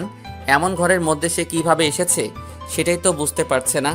বিছানার পাশে একটা চেয়ারে লাল গেঞ্জি পরে একটা লোক বসে আছে। তাকে চোখ মেলে যখন নড়াচড়া করতে দেখলো তখন শরীর ঝাড়া দিয়ে বলল, ডাক্তারের কথা তাহলে মিলে গেছে? কে আপনি, আর আমি এখানে কেন? আমি কে সেটা তোমার না জানলেও চলবে, তবে তুমি এখানে আসো কারণ তোমাকে এখন পুলিশের লোকজন হন্যে হয়ে খুঁজছে। পুলিশ আমাকে? কিন্তু কেন? মনির ও শাহজাহান নামের হোটেল মালিকের খুন করার অপরাধে তুমি এখন মোস্ট ওয়ান্টেড আসামি। আমি কখন খুন করেছি? সেদিন রাতে আমি তো ঘুমিয়েছিলাম, তারপর তো কিছু মনে নেই। হা হা হা, তোমাকে অজ্ঞান করে রাখা হয়েছিল কারণ তোমার স্থানে অন্য কেউ খুন করবে, আর সেই খুনের দায় পড়বে তোমার উপর। তারপর হতে তুমি হবে নিরুপায়, এবং সেই নিরুপায় জীবন থেকে বাঁচতে হলে তোমাকে আমাদের বসের কথা মেনে চলতে হবে। বস? বস কে? সেটা তো বলা যাবে না, আমাকে যতটুকু বলতে বলা হয়েছে ততটুকুই বললাম। তোমার মা বাবার মৃত্যুর জন্য দায়ী লোকের মধ্যে 2 জন অলরেডি কবরে চলে গেছে। তোমার অবর্তমানে আমাদের বস নিজেই অন্য কাউকে দিয়ে কাজ করাচ্ছেন। তাতে আপনার বসের লাভ কি? তোমার বাবার কাছে একটা স্বর্ণের পুতুল ছিল, তিনি সেটা কোথায় রেখে দিয়েছে সেটা জানতে হবে। স্বর্ণের পুতুল? হ্যাঁ। এমন সময় একটা মেয়ে রুমের মধ্যে প্রবেশ করলো, তার হাতে ট্রেতে চায়ের কাপ, নাস্তার ব্যবস্থা আছে। লোকটা তখন মেয়েটার দিকে তাকিয়ে বলল, আমি একটু বসের সঙ্গে মোবাইলে কথা বলে আসি, তুমি ততক্ষণ একে নাস্তা করতে দাও। আর ভয় নেই, আমি দরজার বাইরেই আছি, যদি সে পালাতে চায় তাহলে। আমার নাম নাসরিন জাহান, তোমার নাম কি? কে আপনি? এটা আবার কারোর নাম হয় নাকি? একদম হাসবেন না। আপনি কে? আমাকে কেন এখানে আটক করা হয়েছে? আমি জানি না, তবে আপনাকে দিয়ে খারাপ কাজ করানো হবে এতটুকু জানি। আমার অপরাধ? আপনার কোনো অপরাধ নেই, কিন্তু এরা যা করে সবকিছুই অপরাধ। এমন সময় লাল গেঞ্জি পরা লোকটা রুমে ঢুকে মোবাইল এগিয়ে দিয়ে বলল, লিমন। মোবাইলটা কানের কাছে নিয়ে অপর প্রান্তের কণ্ঠ শুনে চমকে গেল, বিস্মিত হয়ে বলল, কাকা আপনি? সঙ্গে সঙ্গে মোবাইলের লাইনটা কেটে গেল। সন্ধ্যার খানিকটা পর লিমনদের গ্রামের মধ্যে প্রবেশ করলো সাজু ভাই। তার সঙ্গে আছে তাদের গ্রামের একটা ছোট ভাই যার নাম রাজু। রাজুর অনেক শখ, সে সাজুর সঙ্গে যে কোনো একটা মামলার সময় সঙ্গী হবে। যেহেতু এই মামলার মধ্যে রকি বা সজীব এখনও কেউ সঙ্গে নেই, তাই রাজুকে নিয়ে আজকে এসেছে। নিজের বাইক না নিয়ে সাজু ভাই এসেছে, কারণ বাইক আনলে সমস্যা হতে পারে। লিমনদের বাড়ি গিয়ে সে গোপনে আস্তে আস্তে বাগানের মধ্যে প্রবেশ করলো। চারিদিকে তখন ঈশার আজান দিচ্ছে। বেশ কিছুক্ষণ পর সাজু সেখান থেকে বের হবার জন্য উঠে দাঁড়ালো, কিন্তু এখানে আসার কোনো কারণ বুঝতে পারল না রাজু। হঠাৎ করে সেই অন্ধকার বাগানের মধ্যে কারো কথার শব্দ শুনতে পেল। কিছুক্ষণ মনোযোগ দিয়ে শোনার পরে হঠাৎ করে সে ফিসফিস করে কথা বলতে থাকা স্থান থেকে একটা জোরে কাশি বের হলো। বাগানের মধ্যে চেয়ারম্যান সাহেবের কাশির শব্দ পেয়ে থমকে গেল সাজু ভাই। যদিও সে এখানে একটা আশঙ্কা নিয়ে এসেছে, কিন্তু চেয়ারম্যান যে নিজে উপস্থিত হবে সেটা বুঝতে পারে নাই। তবে নিজেকে কিছুটা ভাবনার মধ্যে নিয়ে গেল, কারণ সে চেয়ারম্যান সাহেবের সঙ্গে মাত্র একবারই দেখা করেছে। আর তখনই এই চেয়ারম্যানের কাশির শব্দ মগজে গেঁথে গেছে, কারণ সেদিন এই কাশিটা খুব বিরক্ত লাগছিল। একটু পরে চেয়ারম্যান সাহেব বাগান থেকে বের হয়ে গেল। সাজু ভাই ও রাজু দুজনেই আস্তে আস্তে বের হলো। এই মুহূর্তে মুখোমুখি হওয়া যাবে না। মনের সকল প্রশ্ন চেপে রেখে অনুসন্ধান করতে হবে গভীরভাবে। নিজেদের এলাকায় ফেরার পথে রাজু জিজ্ঞেস করলো, আমার এখানে কেন এসেছিলাম সাজু ভাই, আর ওই লোকটা এখানে কেন? যেহেতু একটা পুতুল নিয়ে সব কিছুর গণ্ডগোল, তাই সেটা অবশ্যই কেউ না কেউ অনুসন্ধান করবে। তাছাড়া যিনি এখানে এসেছেন তিনি এলাকার চেয়ারম্যান। তবে আমার অনুমান মিথ্যাও হতে পারে। তাহলে কি চেয়ারম্যান জড়িত? জড়িত হতে পারে, কিন্তু মূল নয়, কারণ এমন করে পরিকল্পনা করার সাহস তিনি একা নিতে পারবে না। লিমনের সঙ্গে কি কোনোভাবে যোগাযোগ করার চেষ্টা করছেন ভাই? না, কিভাবে করব? আমি তো জানি না। আচ্ছা, ভেবে দেখি। রাতে ডিনার করে সাজু কিছুক্ষণ বিছানায় বসে বসে ভাবতে লাগলো। সব কিছু যেন জট পাকিয়ে আছে। চেইন সেলাইয়ের মতো একবার খুলতে পারলে এক টানে সবটা খুলে যাবে, কিন্তু যদি গিট্টু লেগে যায় তাহলে মেলা মেলা সময় লাগবে। 1. তহিদ কেন মিথ্যা বলেছে? 2. লিমনের বাবার সেই পুতুল এখন কোথায়? 3. মনিরুল লোকটাকে খুন করলো কেন? রাত প্রায় গভীর। বিছানায় শুয়ে অন্ধকার রুমের মধ্যে কান্না করছে লিমন। মা বাবার কথা বড্ড মনে পড়ছে তার। সন্ধ্যাবেলা ঘুমিয়েছিল, তখনই বাবাকে স্বপ্নে দেখলো। অনেক কিছু উপদেশ দিয়ে চলে গেল। ঘুম থেকে উঠে সেই সময় ধরে চোখের পানি পড়ছে। নিজে এখন অপরাধী হয়ে সব কিছুর জন্য দায়ী, অথচ সে কিছু জানেই না। দরজা খোলার ক্যাট করে শব্দ হলো। অন্ধকারে কেউ একজন দরজা খুলে প্রবেশ করলো। যিনি প্রবেশ করেছে তিনি হয়তো লুকিয়ে এসেছে, কারণ সে বাতি অন করে নাই। আস্তে করে বিছানার পাশে কিছুক্ষণ দাঁড়িয়ে রইল। তারপর একটা হাত এগিয়ে দিল লিমনের কপালে। মনে হচ্ছে সেই নাসরিন মেয়েটা এসেছে। লিমনের কপালে হাত দিয়ে কিছু বুঝতে চেষ্টা করলো, কিন্তু গালের কাছে হাত পড়তেই গাল ভেজা অনুভব করে মেয়েটা আস্তে করে বলল, আপনি কি জেগে আছেন? হ্যাঁ, জেগে আছি। কিন্তু আপনি এত রাতে এখানে কেন? কি হয়েছে? দিনের বেলা স্বাধীনভাবে আসতে পারি নাই, তাই রাতের আধারে লুকিয়ে এসেছি। আপনারা খুব খারাপ। আপনাদের সঙ্গে কথাই বলতে ইচ্ছে করে না। আচ্ছা, একটা প্রশ্ন করব। করেন। আপনি কি সেই যার মা বাবাকে পুতুলের জন্য পরিকল্পনা করে হত্যা করা হয়েছে? আমার মা বাবা মারা গেছে, এটা সত্যি, কিন্তু কি কারণে মারা গেছে জানি না। আমি সেটা জানার জন্য চেষ্টা করব, কিন্তু আমি তো বন্দি এখানে। আমিও একসময় আপনার মতো একটা খুবই সাধারণ মেয়ে ছিলাম, কিন্তু এদের চক্রের সঙ্গে জড়িয়ে গিয়ে আজ কতটা খারাপ। আপনারা আমাকে মুক্তি দেবেন কবে? জানি না, আমি শুধু এখানে রান্না করি আর সবার জন্য চা নাস্তা তৈরি করি। আপনাকেও কি কিডন্যাপ করেছে? হ্যাঁ, আমি ওদের এখানে বছর খানিক ধরে বন্দি আছি। কতটা কষ্ট হচ্ছে জানেন?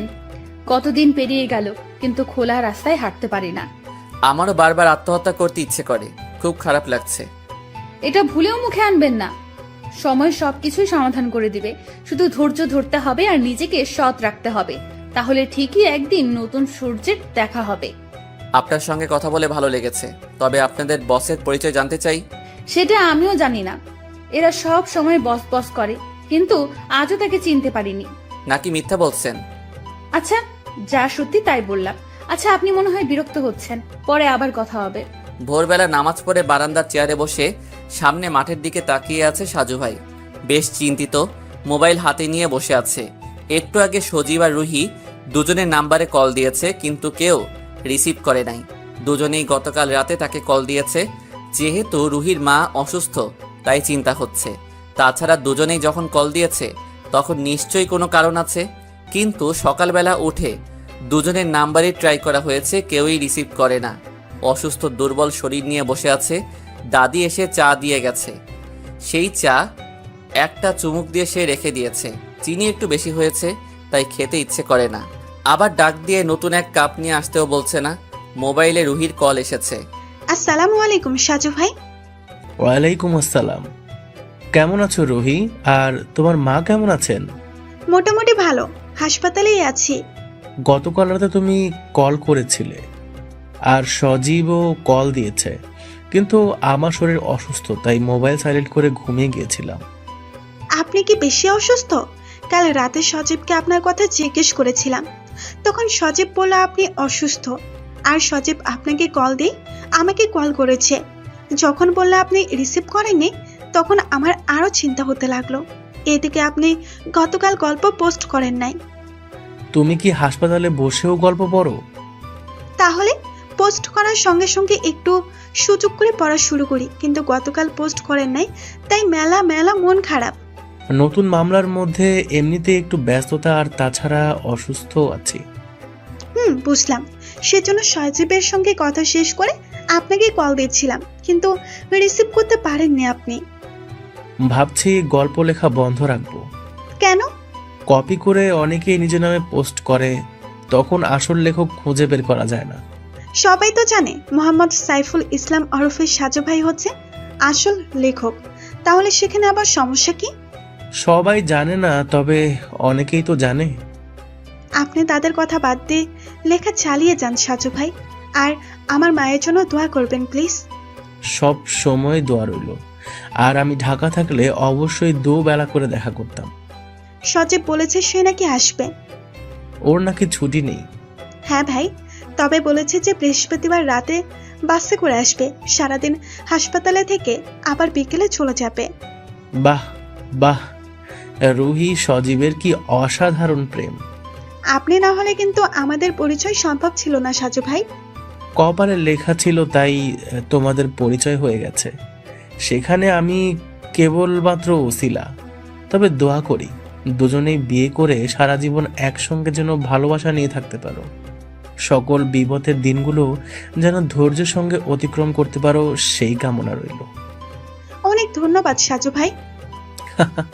আর দিতে হবে না। সকাল 9টার দিকে দারোগা সাহেব কল দিয়ে বলল, সাজু সাহেব, একটু আগে তৌহিদকে ছেড়ে দিতে হয়েছে। সে এখন জেলের বাইরে, তাই তার দিকে লক্ষ্য রাখবেন। তারপর সাজু ভাই পারভেজের নাম্বারে কল দিয়ে তৌহিদের নাম্বার নিল। তৌহিদকে যখন কল দিল, তখন তৌহিদ বাসের মধ্যে বসে আছে। হ্যালো, কে? তৌহিদ, আমি সাজু ভাই বলছি। তুমি এখন কোন জায়গায় আছো? ভাই, আমি বাসের মধ্যে বসে আছি। কোথায় যাও? বাড়িতে নাকি? না ভাই, খুলনায় মেসেজ যাচ্ছি।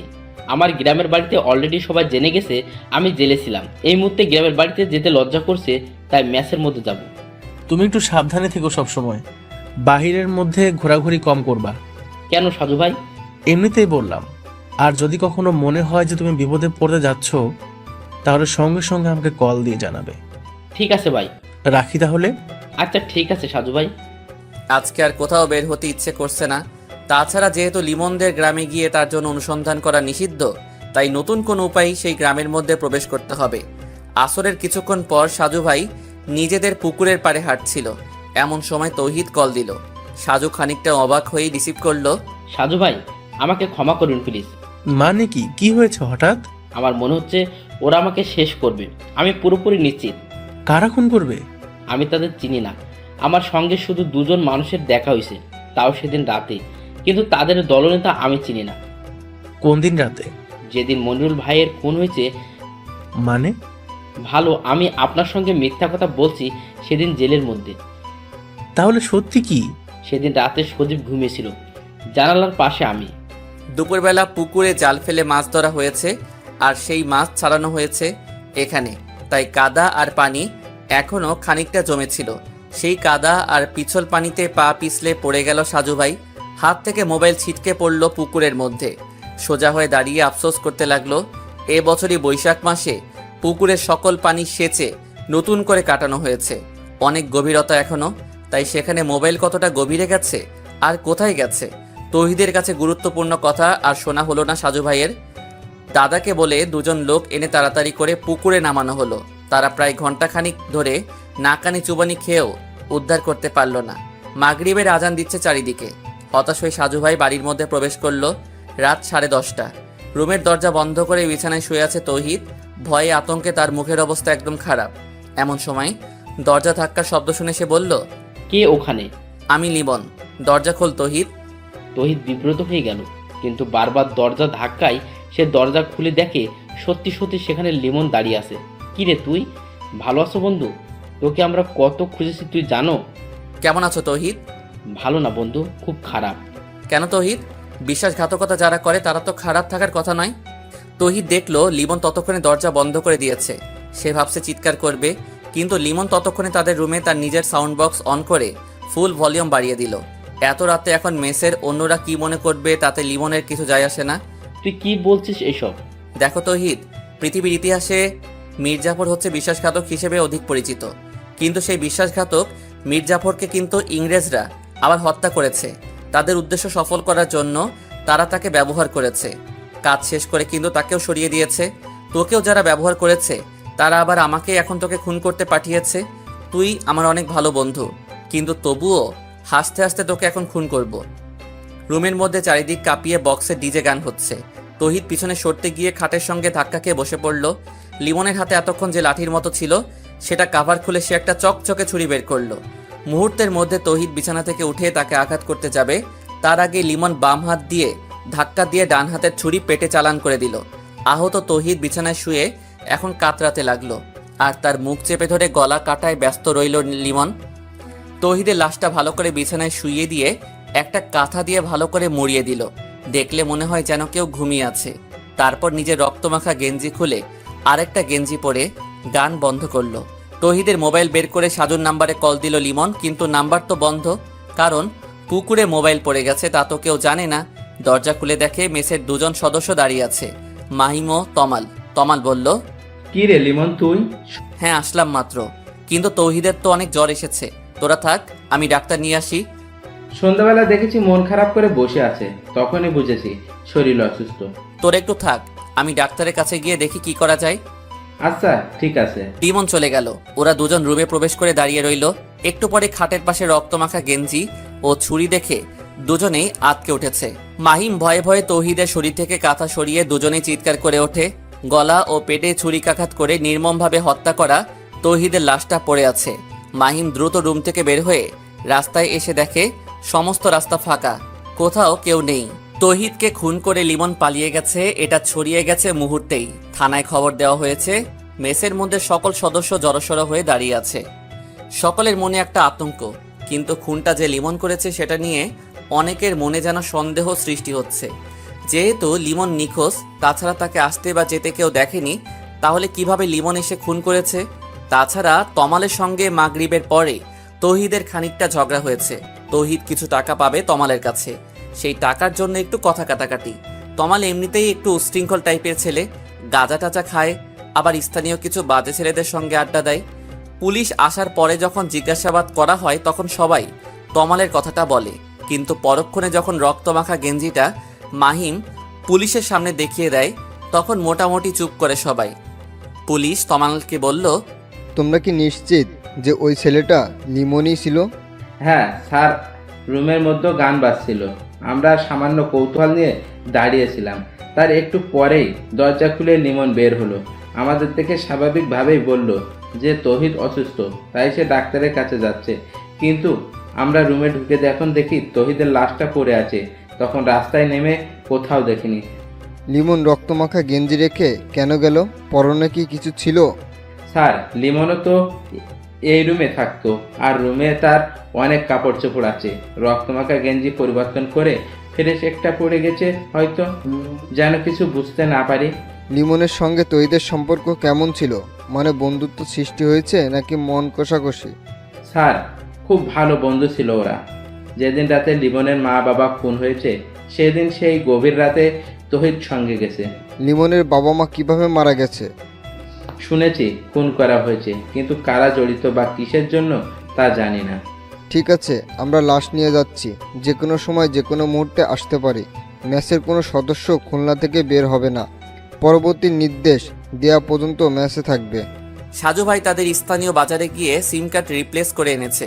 জরুরি প্রয়োজনে নাম্বার চালু রাখা একান্ত জরুরি। রাজু তাকে বলেছে যে সকল সিম নাকি রিপ্লেস করা যায় তাদের বাজারে, তাই রিপ্লেস করে এনেছে। বাড়িতে ফিরে দাদার মোবাইলে নিজের সিম লাগিয়ে নিল। তার দাদার কাছেও অ্যান্ড্রয়েড ফোন, কারণ সাজুর বাবার সঙ্গেও সাজুর সঙ্গে সবসময় ভিডিও কলে কথা হতো। সিম চালু করে সে অপেক্ষা করতে লাগলো যদি তৌহিদ আবারও কল দেয়। তবে তখন ছিল রাত 11টার মতো। ততক্ষণে তৌহিদ খুন হয়ে গেছে, কিন্তু সাজু জানে না। ডিনার করে বিছানায় শুয়ে কবিতার সঙ্গে কথা বলতে ইচ্ছে করছিল, আর তাই মুখস্থ নাম্বারটা ডায়াল করলো।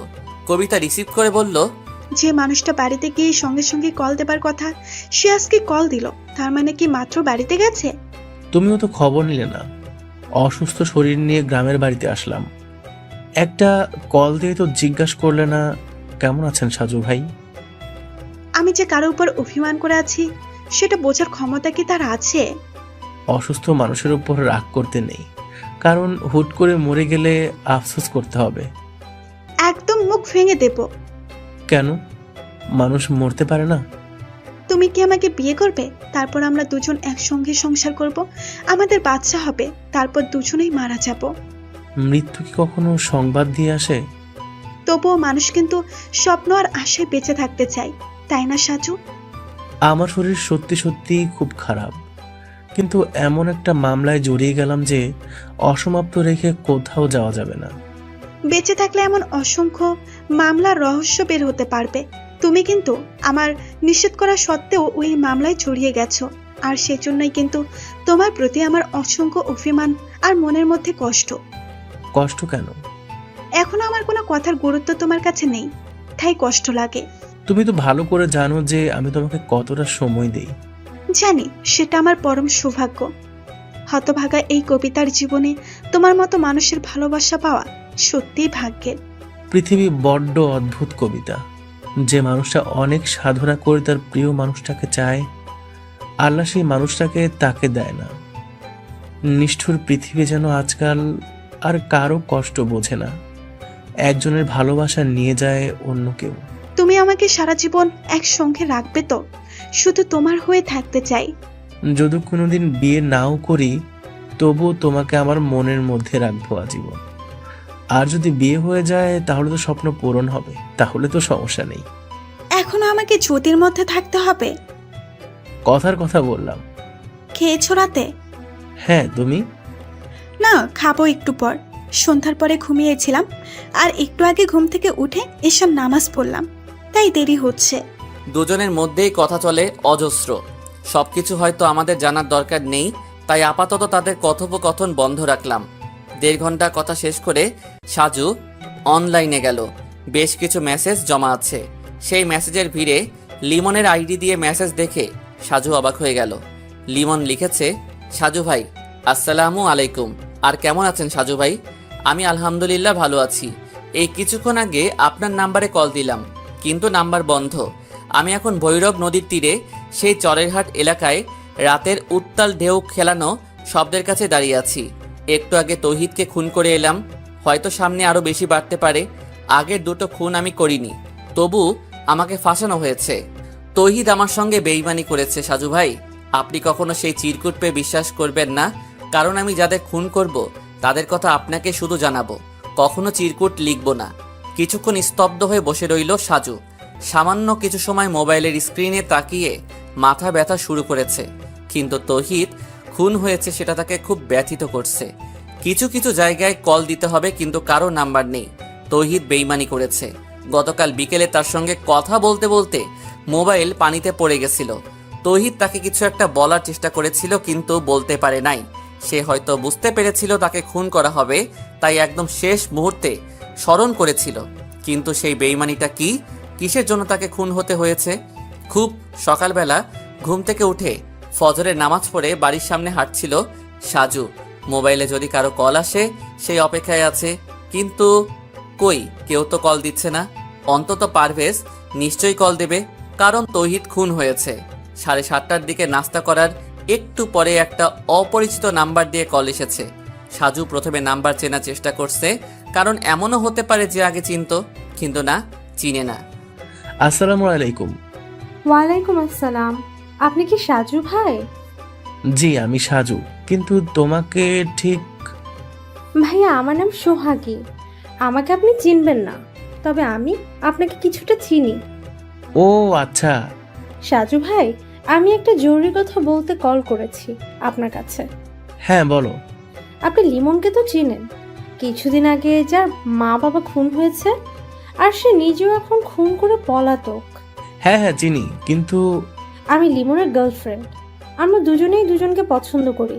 লিমনের মা বাবা আমার আর ওর সম্পর্ক জানতেন। হ্যাঁ আচ্ছা। আপনি কি আমাদের গ্রামে আজকে আসতে পারবেন? একটু জরুরি কাজ আছে। কি কাজ? আপনাকে একটা জিনিস দিতে চাই, যেটা নিয়ে খুব টেনশনে আছি আমি। কি জিনিস? একটা স্বর্ণের পুতুল লিমনের বাবা আমাকে দিয়েছিল খুন হবার 2 দিন আগে। কি? সেই পুতুল তোমার কাছে?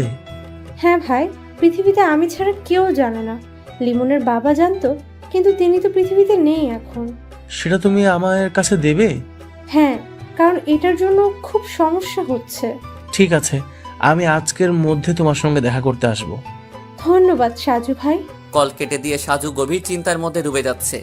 সোহাগী নামের মেয়েটা সত্যি বলছে, নাকি তাকে ফাঁসানোর জন্য কেউ কিছু প্ল্যান করেছে? চায়ের কাপ হাতে নিয়ে দাঁড়িয়ে আছে লিমন।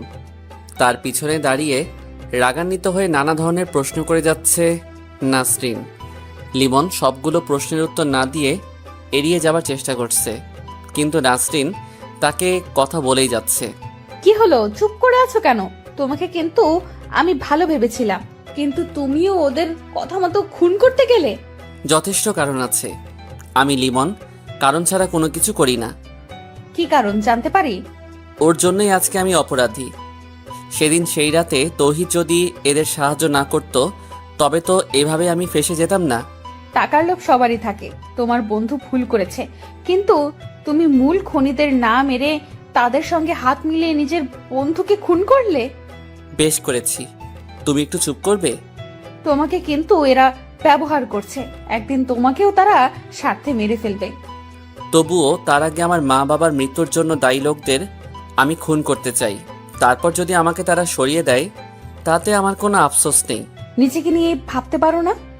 কিছুদিন আগেও খুব স্বপ্ন দেখতাম। মা বাবার মৃত্যুর সঙ্গে সঙ্গে সব শেষ হয়ে গেছে। তাদেরকে যখন কবরে দাফন করলাম, তখনই মনে হয় সব স্বপ্ন দাফন হয়ে গেছে। তুমি কিন্তু আগের দুটো খুন করনি, তাই তুমি নির্দোষ প্রমাণ হতে পারতে, কিন্তু তোমার বন্ধুকে খুন করে এখন তুমি খুনি হয়ে গেলে। ভেবেছিলাম তোমাকে নিয়ে এই বন্দি থেকে বের হব, কিন্তু তুমি এখন যাও, বিরক্ত লাগছে। ভালো কথা কারোরই ভালো লাগে না। সবাই শুধু এই নর পিশাচিদের দলে যোগ দেয়, কেউ তাদের বিরুদ্ধে রুখে দাঁড়ায় না, আর এইভাবেই ওরা দিনে দিনে অপরাধের পাহাড় করছে। একটা কথা বলবো? বলো। আমি আমার মা বাবার খুনিদের শেষ করে যদি এদেরকে শেষ করতে চাই, তাহলে কি তোমার সহযোগিতা পাবো? কিন্তু ততদিনে ওরা তোমাকেও সরিয়ে দেবে। ওরা যেভাবে পরিকল্পনা করবে, আমি তার ঠিক উল্টো পরিকল্পনা করব। আচ্ছা তুমি বলো তো, এদের বসের সঙ্গে এরা কিভাবে যোগাযোগ করে সব সময়? নিজাম ভাইয়ের সঙ্গে বসের সরাসরি যোগাযোগ, আর বাকি সবাই শুধু কলে কথা বলে আর লিখিত নোটিশ পায়। আচ্ছা ঠিক আছে। তোমাকে একটা কথা বলতে চাই লিমন। বলো। তুমি চাইলেই কিন্তু পালিয়ে যেতে পারবে, কারণ তোমাকে ওরা খুন করার জন্য বাইরে পাঠাবে, কিন্তু আমি চাইলেই পালাতে পারবো না। তাই যদি পারো তাহলে আমাকে মুক্ত করে দিও। আমি চেষ্টা করব, তবে আমার প্রধান লক্ষ্য আমার মা বাবার খুনিরা। সামান্য একটা স্বর্ণের পুতুলের জন্য সবকিছু যেন খুবই রহস্যময় হয়ে গেছে। হতে পারে সাজুর কাছে যেটা সামান্য, সেটা অন্যের কাছে অসামান্য হতে পারে, কিংবা অন্য কিছু। রাজু আসলো একটু পরে। সাজু তখনও নিজের রুমের বারান্দায় বসে আছে। রাজু আসতেই সে তাকে বলল, কি খবর রাজু? তোমাকে মনে মনে স্মরণ করি আর তুমি এসে হাজির। আলহামদুলিল্লাহ ভাই, কিন্তু আমাকে হঠাৎ করে খুঁজছিলেন? হ্যাঁ, একটা কাজ করে দিতে হবে। কি কাজ ভাই? আমার সিমের যত নাম্বার সবগুলো আমি একটা ডায়েরিতে লিখে রাখি, তাই সেগুলো সব একটা করে সেভ করে দিতে হবে। ভাইজান, এগুলোর মধ্যে কিন্তু নাম্বার সেভ করে রাখা যায়, আপনি সেখানে রাখেননি? না, কেন যেন ইচ্ছে করে না, তাই সবসময় আমি ডায়েরিতে লিখে রাখতে পছন্দ করি। এখন তুমি সেগুলো একটু সময় নিয়ে সেভ করে দিও। ঠিক আছে ভাই।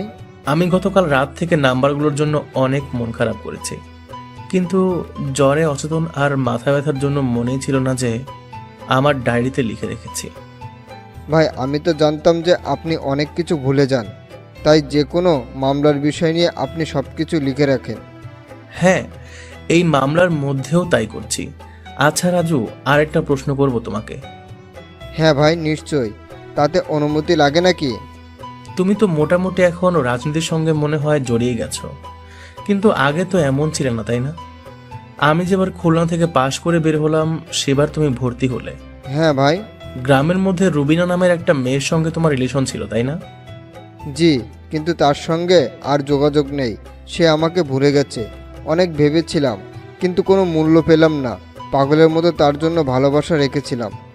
আজকে সন্ধ্যাবেলা চা খেতে খেতে তোমার আর রুবিনার প্রেমের কাহিনী শুনবো, যদি তুমি বলতে চাও। সত্যি বলছেন? আচ্ছা ভাই, আপনি কি আমার বাস্তবতাটা আপনার লেখার মাধ্যমে তুলে ধরবেন? আগে শুনি, তারপর দেখি। ঠিক আছে ভাই। পিরোজপুরের পুরাতন বাস স্ট্যান্ড থেকে রিক্সা নিয়ে বলেশ্বর সেতুর দিকে এগিয়ে যাচ্ছে সাজু ভাই। রাজুকে সঙ্গে আনা হয়নি, কেন যেন মনে হয়েছে তাকে আনার দরকার নেই, কারণ পুতুলটা যে সাজুর কাছে থাকবে সেটা যেন সোহাগী নামে সেই মেয়ে আর সে জানে। যদি তৃতীয় কানে পৌঁছে যায় তাহলে সমস্যা হতে পারে, তাই একাই এসেছে সাজু ভাই। নিজের বাইকটা বাস স্ট্যান্ডে রেখে এসেছে, কারণ কেউ যদি ফলো করে তবে যেন কিছু বাহানা করা যায়। ব্রিজের ঠিক মাঝখানে কালো বোরকা পরে মুখ আটকে ছাতা মেলে দাঁড়িয়ে আছে সোহাগী। তাকে শনাক্ত করতে খুব বেশি অসুবিধা হয়নি সাজুর। সামনে দাঁড়িয়ে বলল, কেমন আছো তুমি? জি আলহামদুলিল্লাহ। দুঃখিত, তোমাকে খানিকটা অপেক্ষা করতে হয়েছে। আসলে আসরের নামাজ জামাতে আদায় করে আসলাম বাস স্ট্যান্ডে। কোনো সমস্যা নেই, আমি বেশিক্ষণ দাঁড়িয়ে আর অপেক্ষা করতে চাই না। আপনাকে ওই পুতুলটা দিয়ে আমি চলে যাব, বাকি সব কথা মোবাইলে বলবো। পুতুল গ্রহণ করার আগে আমি তোমার কাছে কিছু প্রশ্ন করব, না হলে আমি পুতুল গ্রহণ করা থেকে বিরত থাকব। কারণটা খুবই স্বাভাবিক। আচ্ছা বলেন। লিমনের বাবা পুতুলটা দেবার সময় তোমাকে কি বলেছিল? নিশ্চয়ই কিছু না কিছু বলে গিয়েছিল, এমনি এমনি সে দিয়ে আসেনি। আমি এগুলো বিস্তারিত মোবাইলে বলবো। সে অনেক কথা সাজু ভাই, প্লিজ কিছু মনে করবেন না দয়া করে। তোমাকে আমি কতটা বিশ্বাস করতে পারি? যদি তুমি আমার সঙ্গে কোনো গেম খেলতে যাও তবে কি পরিণাম হবে জানো? আপনি ভুল বুঝবেন না, আঙ্কেল এটা দেবার সময় আমাকে বলেছিলেন। তুমি তো আমার লিমনকে খুব ভালোবাসো। যদি বেঁচে থাকি তাহলে তোমাকেই আমার ছেলের বউ করব। আর যদি মারা যায় তাহলে তোমরা যেভাবেই হোক তোমার মা বাবাকে রাজি করিয়ে বিয়ে করবে। তারপর ব্যাগ থেকে পুতুলটা বের করে বলেন যে এটা হচ্ছে স্বর্ণের পুতুল, তোমাদের দুজনের উজ্জ্বল এক ভবিষ্যৎ তৈরি হবে। আমি বললাম, কিন্তু আমাকে কেন দিচ্ছেন? এটার পিছনে অনেক শত্রুদের নজর পড়েছে, সারাক্ষণ এটা নিয়ে বিপদে আছি, তাই তোমার কাছে রাখতে চাই। যদিও মাটির নিচে কিংবা কোথাও রাখতে পারি, কিন্তু যদি সঠিক সময়ে না থাকি তাহলে তো তোমরা এর সন্ধান করতে পারবে না। তুমি যত্ন করে রেখো। আঙ্কেল তাহলে নিজের সব বিপদ অনুভব করতে পেরেছিল, কিন্তু তার ভুল ছিল তিনি এটা অন্য কারো কাছ থেকে এনে নিজের স্বার্থপরের মতো ভোগ করতে চেয়েছিলেন। আপনি এটা নিয়ে যান সাজু ভাই, না হলে আমি সবসময় আতঙ্কে থাকবো। তুমি যে এটা আমার কাছে দিচ্ছ সেটা পৃথিবীর কাউকে বলার দরকার নেই, এমনকি লিমনের কাছেও তুমি বলবে না, কারণ লিমন নিজে এখন অপরাধী হয়ে গেছে। আমি কাউকে বলবো না, তবে আপনার কাছে একটা অনুরোধ রইল, লিমনকে যেভাবেই হোক বাঁচিয়ে দেবেন। আমি ওকে চাই। চেষ্টা করব, কিন্তু সে গতকাল রাতে তার বন্ধু তৌহিদকে খুন করেছে। আমি আজকে সেখানে যেতাম, কিন্তু তোমার জন্য যাইনি। আগামীকাল সকালে খুলনায় সেই মেসে যাব। ভালো থাকবেন সাজু ভাই। তুমিও। পুতুল নিয়ে আবারও রিক্সা করে ফিরোজপুরের পুরাতন বাস স্ট্যান্ডে এসে নিজের বাইক নিয়ে সরাসরি চলে এলো সাজু ভাই। তাদের গ্রামের স্থানীয় বাজারে যখন এসেছে তখন বাজারের মসজিদে মাগরিবের নামাজ শুরু হয়ে গেছে, তাই তাড়াতাড়ি অজু করে নামাজ পড়তে গেল। নামাজ শেষ করে বাজার থেকে রাজুকে নিয়ে বাড়িতে ফিরল সাজু। রাজু তার দায়িত্ব পালন রেখেছে। সাজু ভাই মোবাইলের ডাটা চালু করে কিছুক্ষণ অনলাইনে হাঁটাহাঁটি করছে। হঠাৎ করে চোখে পড়লো বেশ কিছু মেসেজ রিকোয়েস্ট জমা হয়ে গেছে। গতকালও ছিল। লেখালেখির জন্য অনেকেই মেসেজ করে। সাজু সময় নিয়ে তাদের সঙ্গে গল্প করতে পছন্দ করে। অনেকে অনেক কিছু জিজ্ঞেস করে। সাজুর রিলেশনশিপ স্ট্যাটাস ডিভোর্স দেখে অনেক প্রশ্ন করে। সাজুর সে জবাব দিতে মাঝে মাঝে খুব বিরক্ত লাগে, তবুও সে যতটুকু সম্ভব রিপ্লাই করে। এক এক করে মেসেজ রিকোয়েস্ট চেক করে হঠাৎ সাদিকুল ইসলাম তৌহিদ আইডি থেকে থমকে গেল। অনেক মেসেজ দিয়েছে, তাও 26 ঘন্টা আগে, তার মানে গতকাল সন্ধ্যাবেলা। সাজু ভাই হঠাৎ করে লাইন কেটে গেল আর আপনার নাম্বার বন্ধ আপনার কাছে, তাই মেসেজ করতে বাধ্য হলাম। আশা করি আপনার দৃষ্টিতে পড়বে। আমি ভুল করেছি সাজু ভাই। সেদিন রাতে লিমন মনিরুল ভাইয়ের বাসায় মাটি খুঁড়ে বের হয়নি, আমি মাটি খুঁড়ে বের হয়েছিলাম। তবে তার আগেই লিমনকে অজ্ঞান করেছিলাম, আর সবকিছুর ব্যবস্থা করেছিল বাইরে থেকে অজ্ঞাত 3টা মানুষ। আমি তাদের চিনি না, কিন্তু আমার ছাত্র জীবনে 5 লাখ টাকার মালিক হবার লোভ সংবরণ করতে পারিনি, যার জন্য এখন জীবন নিয়ে ঝুঁকিতেছি। তাই নিজের খানিকটা ভুলের কারণে লিমন বিপদে পড়েছে, আর আমি হলাম পাপী। মনির ভাইকে খুন করেছে বাইরের কিছু মানুষ, আর লিমন তখন অজ্ঞান ছিল। খুনের মধ্যে লিমনের এলাকার চেয়ারম্যান সাহেবের হাত আছে। আর বাকিটা শেষ করার আগেই সাজুর দাদি মোবাইল টান দিয়ে নিয়ে গেল। সাজু অসহায় হয়ে তাকিয়ে রইল, আর দাদি বলল, কতক্ষণ ধরে চা খেতে ডাকছি, সব সময় শুধু মাথা ব্যথা বলে চেঁচামেচি করো, আর মোবাইলের দিকে এত তাকিয়ে থাকো কেন? তাড়াতাড়ি চা শেষ করো, না হলে ঠান্ডা হয়ে যাবে। গুরুত্বপূর্ণ একটা খবর পড়ছি দাদি। আগে চা, তারপর গুরুত্বপূর্ণ সব কিছু। বাধ্য হয়ে সাজুভাই সামনে রাখা প্লেট থেকে 2টো বিস্কুট তুলে নিল। রাজুর দিকে তাকিয়ে বলল, শুরু করো রাজু। এদিকে মাগরিবের একটু পরে নিজের বিছানায় শুয়েছিল লিমন, আর তখনই নিজামুদ্দিন রুমের মধ্যে প্রবেশ করলো। লিমন আস্তে করে বিছানায় উঠে বসলো। নিজামুদ্দিন বলল, আজকে রাতে তোমার এলাকার চেয়ারম্যানকে চিরনিদ্রায় শায়িত করতে হবে। তিনিও তোমার মা বাবার সঙ্গে জড়িত। তোমাকে চেয়ারম্যান বাড়ি পর্যন্ত পৌঁছে দেওয়া হবে। তারপর তুমি কিভাবে খুন করে ফিরে আসবে সেটা তোমার দায়িত্ব। আর যদি উল্টোপাল্টা কিছু করো তাহলে কিন্তু তোমার জন্য জেলের দরজা খোলা। লিমন শুধু বলল, চেয়ারম্যানকেও খুন করতে হবে? হ্যাঁ, চেয়ারম্যানকে খুন করতে হবে, না হলে তো তোমার মা বাবার মৃত্যুর জন্য দায়ী অপরাধীদের শাস্তি সম্পন্ন হবে না। তুমি তো নিজের হাতে খুনের সঙ্গে জড়িত সবাইকে খুন করতে চাও, আর সেই ব্যবস্থা আমরা তোমাকে করে দিচ্ছি। কিন্তু এত কিছু করে আপনাদের লাভ কি? আমি আপনাদের কেউ না, কিন্তু তবুও আপনারা আমার সহযোগিতা করছেন কেন? পৃথিবীতে স্বার্থ ছাড়া কেউ কিছু করে না। বাচ্চা যদি কান্না না করে তবে কিন্তু মা কখনো দুধ পান করায় না। হ্যাঁ, আমাদের কিছু স্বার্থ আছে। কিসের স্বার্থ আমি কি জানতে পারি? তোমার বাবার কাছে একটা স্বর্ণের পুতুল ছিল, সেটা এখন কোথায় আছে সেই তথ্য তোমাকে খুঁজে বের করতে হবে। তবে সেটা এখন নয়, তুমি আগে তোমার মা বাবার মৃত্যুর জন্য দায়ী সকল অপরাধী খুন করবা, তারপর। একের পর এক হত্যা করাচ্ছেন আপনারা। তবে আমি নিশ্চিত এদের সঙ্গে আপনাদের ব্যক্তিগত কিছু ঝামেলা হয়েছে। তুমি কিন্তু বেশি কথা বলো। ভুলে যেও না, যদি তোমাকে পুলিশে ধরিয়ে দেই তাহলে কিন্তু তোমার ফাঁসি হবে। তাই বেশি কৌতূহল না করে চুপচাপ যা বলা হয়েছে তাই করো। আমাদের কাজ শেষ হলে আমরা তোমাকে দেশ ছাড়তে সাহায্য করব। বিশ্বাস হয় না? কেন? আমি পুরোপুরি নিশ্চিত যে আপনারা সব কাজ শেষ হলে আমাকেও শেষ করবেন। আপনি বা আপনার বস খুব ভালো খেলোয়াড়। নিজেদের স্বার্থের জন্য যখন যাকে দরকার তাকে ব্যবহার করেন, কিন্তু পরে ঠিকই তাদের সরিয়ে দেন এই পৃথিবী থেকে অনেক দূরে। কি বলতে চাও তুমি? কিছু না। তৌহিদকে খুন করে আমার অনেক খারাপ লেগেছে। ও ছিল আমার সবচেয়ে ভালো একটা বন্ধু। কিন্তু সে তোমার সঙ্গে বেইমানি করছে। কিন্তু তার কোনো প্রমাণ নেই। আপনার কথার উপর ভিত্তি করে তাকে হত্যা করেছি। এখন চেয়ারম্যানকেও ঠিক সেইভাবে হত্যা করা হবে, এবং তার আগে তার মুখ দিয়ে পুতুলের বিষয়ে কিছু জানে নাকি সেটা জিজ্ঞেস করবে। আচ্ছা ঠিক আছে, আমি জানি আমার খুবই করুণ পরিণতি হবে সামনে। যদি আপনাদের কথা মেনে চলি তাহলে দিন দিন খুনের পরিমাণ বৃদ্ধি পাবে। আর যদি কথা না শুনি তাহলে তো আমি হব আইনের চোখে অপরাধী। তাই যতদিন বাঁচি ততদিনও খুনিদের শেষ করতে চাই। তারপর যা হবার হোক। তৈরি থেকো। নিজামুদ্দিন রুম থেকে বের হয়ে গেল। এতক্ষণ দরজার আড়ালে দাঁড়িয়ে সবকিছু শুনছিল সেই নাসরিন। লিমনের কথাগুলো শুনে তার চোখ দিয়ে পানি বেয়ে পড়ছে। নিজাম চলে যাওয়ার পরে সে রুমের মধ্যে ঢুকে লিমনের দিকে তাকিয়ে রইল কিছুক্ষণ। কিছু বলবে? অনেক কিছু বলতে চাই। আমি বললেই কি তুমি আমার কথা শুনবে? বলে তো দেখতে পারো, তাই না? তুমি ওদের কথা মতো খুন না করে এখান থেকে পালিয়ে যাও, প্লিজ প্লিজ। কেন? তুমি খুব ভালো একটা ছেলে, পড়াশোনা করে অনেক ভালো ভবিষ্যৎ তোমার সামনে, কিন্তু এই ভাগ্যের উত্থান পতনের জন্য আজ তুমি কতটা খারাপ হয়ে গেলে। তাই তোমার কাছে অনুরোধ রইল, তুমি যখন বের হবে তখন যশোর থেকে বর্ডার পার হয়ে ইন্ডিয়া চলে যাও। কিন্তু তাহলে তো আমার মা বাবার মৃত্যুর জন্য দায়ী লোকদের চিনতে পারবো না। সবাই তখন দিব্যি সুন্দর জীবনযাপন করবে, কিন্তু যেখানে আমার মা বাবা মারা গেছে সেখানে আমাকেই পালিয়ে যেতে হবে। নিজের জীবন বিপদে না ফেলে সেটাই করতে হবে লিমন।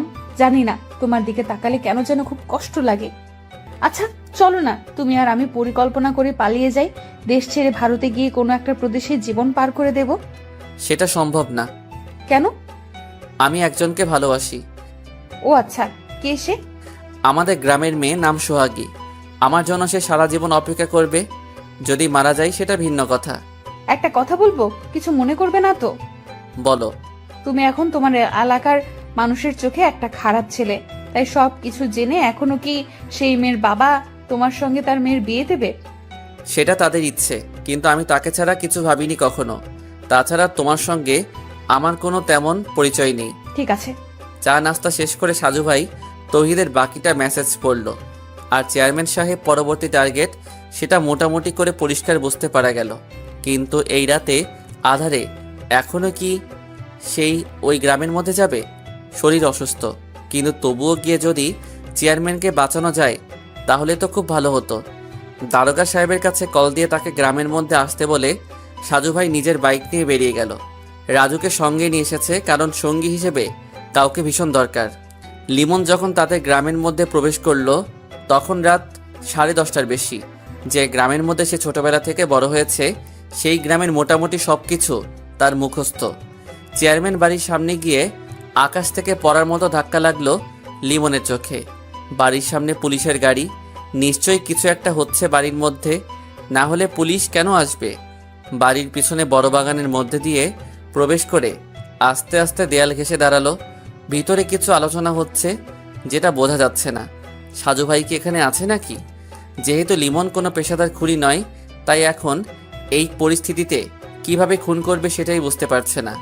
মোবাইল বের করে নিজামুদ্দিনের কাছে কল দিয়ে বিস্তারিত জানালো। নিজামুদ্দিন বলল, তাহলে আর তোমাকে রিস্ক নিতে হবে না, সময় বহুত পাবে, তুমি বরং ফিরে আসো। আরও কিছুক্ষণ দাঁড়িয়ে থেকে লিমন সামান্য চিন্তা করে সোহাগীর কথা মনে পড়ল। তারা মা বাবা মারা যাবার দিন সোহাগ এসেছিল, তাকে বারবার সে সান্ত্বনা দিয়েছিল, কিন্তু শোকাহত সে সময় কথা বলা হয়নি। তাই তারপর তো পরদিনই তার অপহরণ। আজকে সোহাগীর সঙ্গে দেখা করতে ইচ্ছে করছে, তাই চেয়ারম্যান বাড়ি থেকে বের হয়ে মাঠে নামলো লিমন। অন্ধকারে হাঁটতে লাগলো সে। মা বাবার কবর দেখতে ইচ্ছে করছে। এখান থেকে সোহাগীদের বাড়িতে গেলে নিজেদের বাড়ির সামনে দিয়ে যেতে হবে, তাই আগে মা বাবার কবরের দিকে যাওয়ার পরিকল্পনা করলো লিমন। আজকে তার সঙ্গে ছিল পিস্তল, কারণ নিজামুদ্দিন বলছিল যে চেয়ারম্যানকে কাছাকাছি গিয়ে হয়তো মারা যাবে না, তাই দূর থেকে গুলি করবে। মা বাবার কবরের কাছে গিয়ে কিছুক্ষণ কান্না করে সোহাগীদের বাড়িতে গেল লিমন। সোহাগী যেই রুমে থাকে সেই রুমে একটা জানালা আছে, আর লিমন যখন শহর থেকে গ্রামের বাড়িতে আসতো তখন রাতের বেলা সেই জানালার পাশে দাঁড়িয়ে অনেক রাত পর্যন্ত তারা কথা বলতো। লিমন সেই জানালার কাছে গিয়ে দেখে জানালা বন্ধ করা। রাত 12টার বেশি বেজে গেছে, তাই ঘুমিয়ে গেছে হয়তো। জানালা ধরে সামান্য ধাক্কা দিল। 3টা ধাক্কা দেবার পরে সোহাগীর নাম ধরে আস্তে আস্তে ডাকতে লাগলো। মাত্র 2টো ডাক দিতেই ধুম করে জানালা খুলে গেল, আর তখনই জানালার সামনে দাঁড়িয়ে সোহাগী বলল, লিমন, তুমি? কেমন আছো সোহাগী?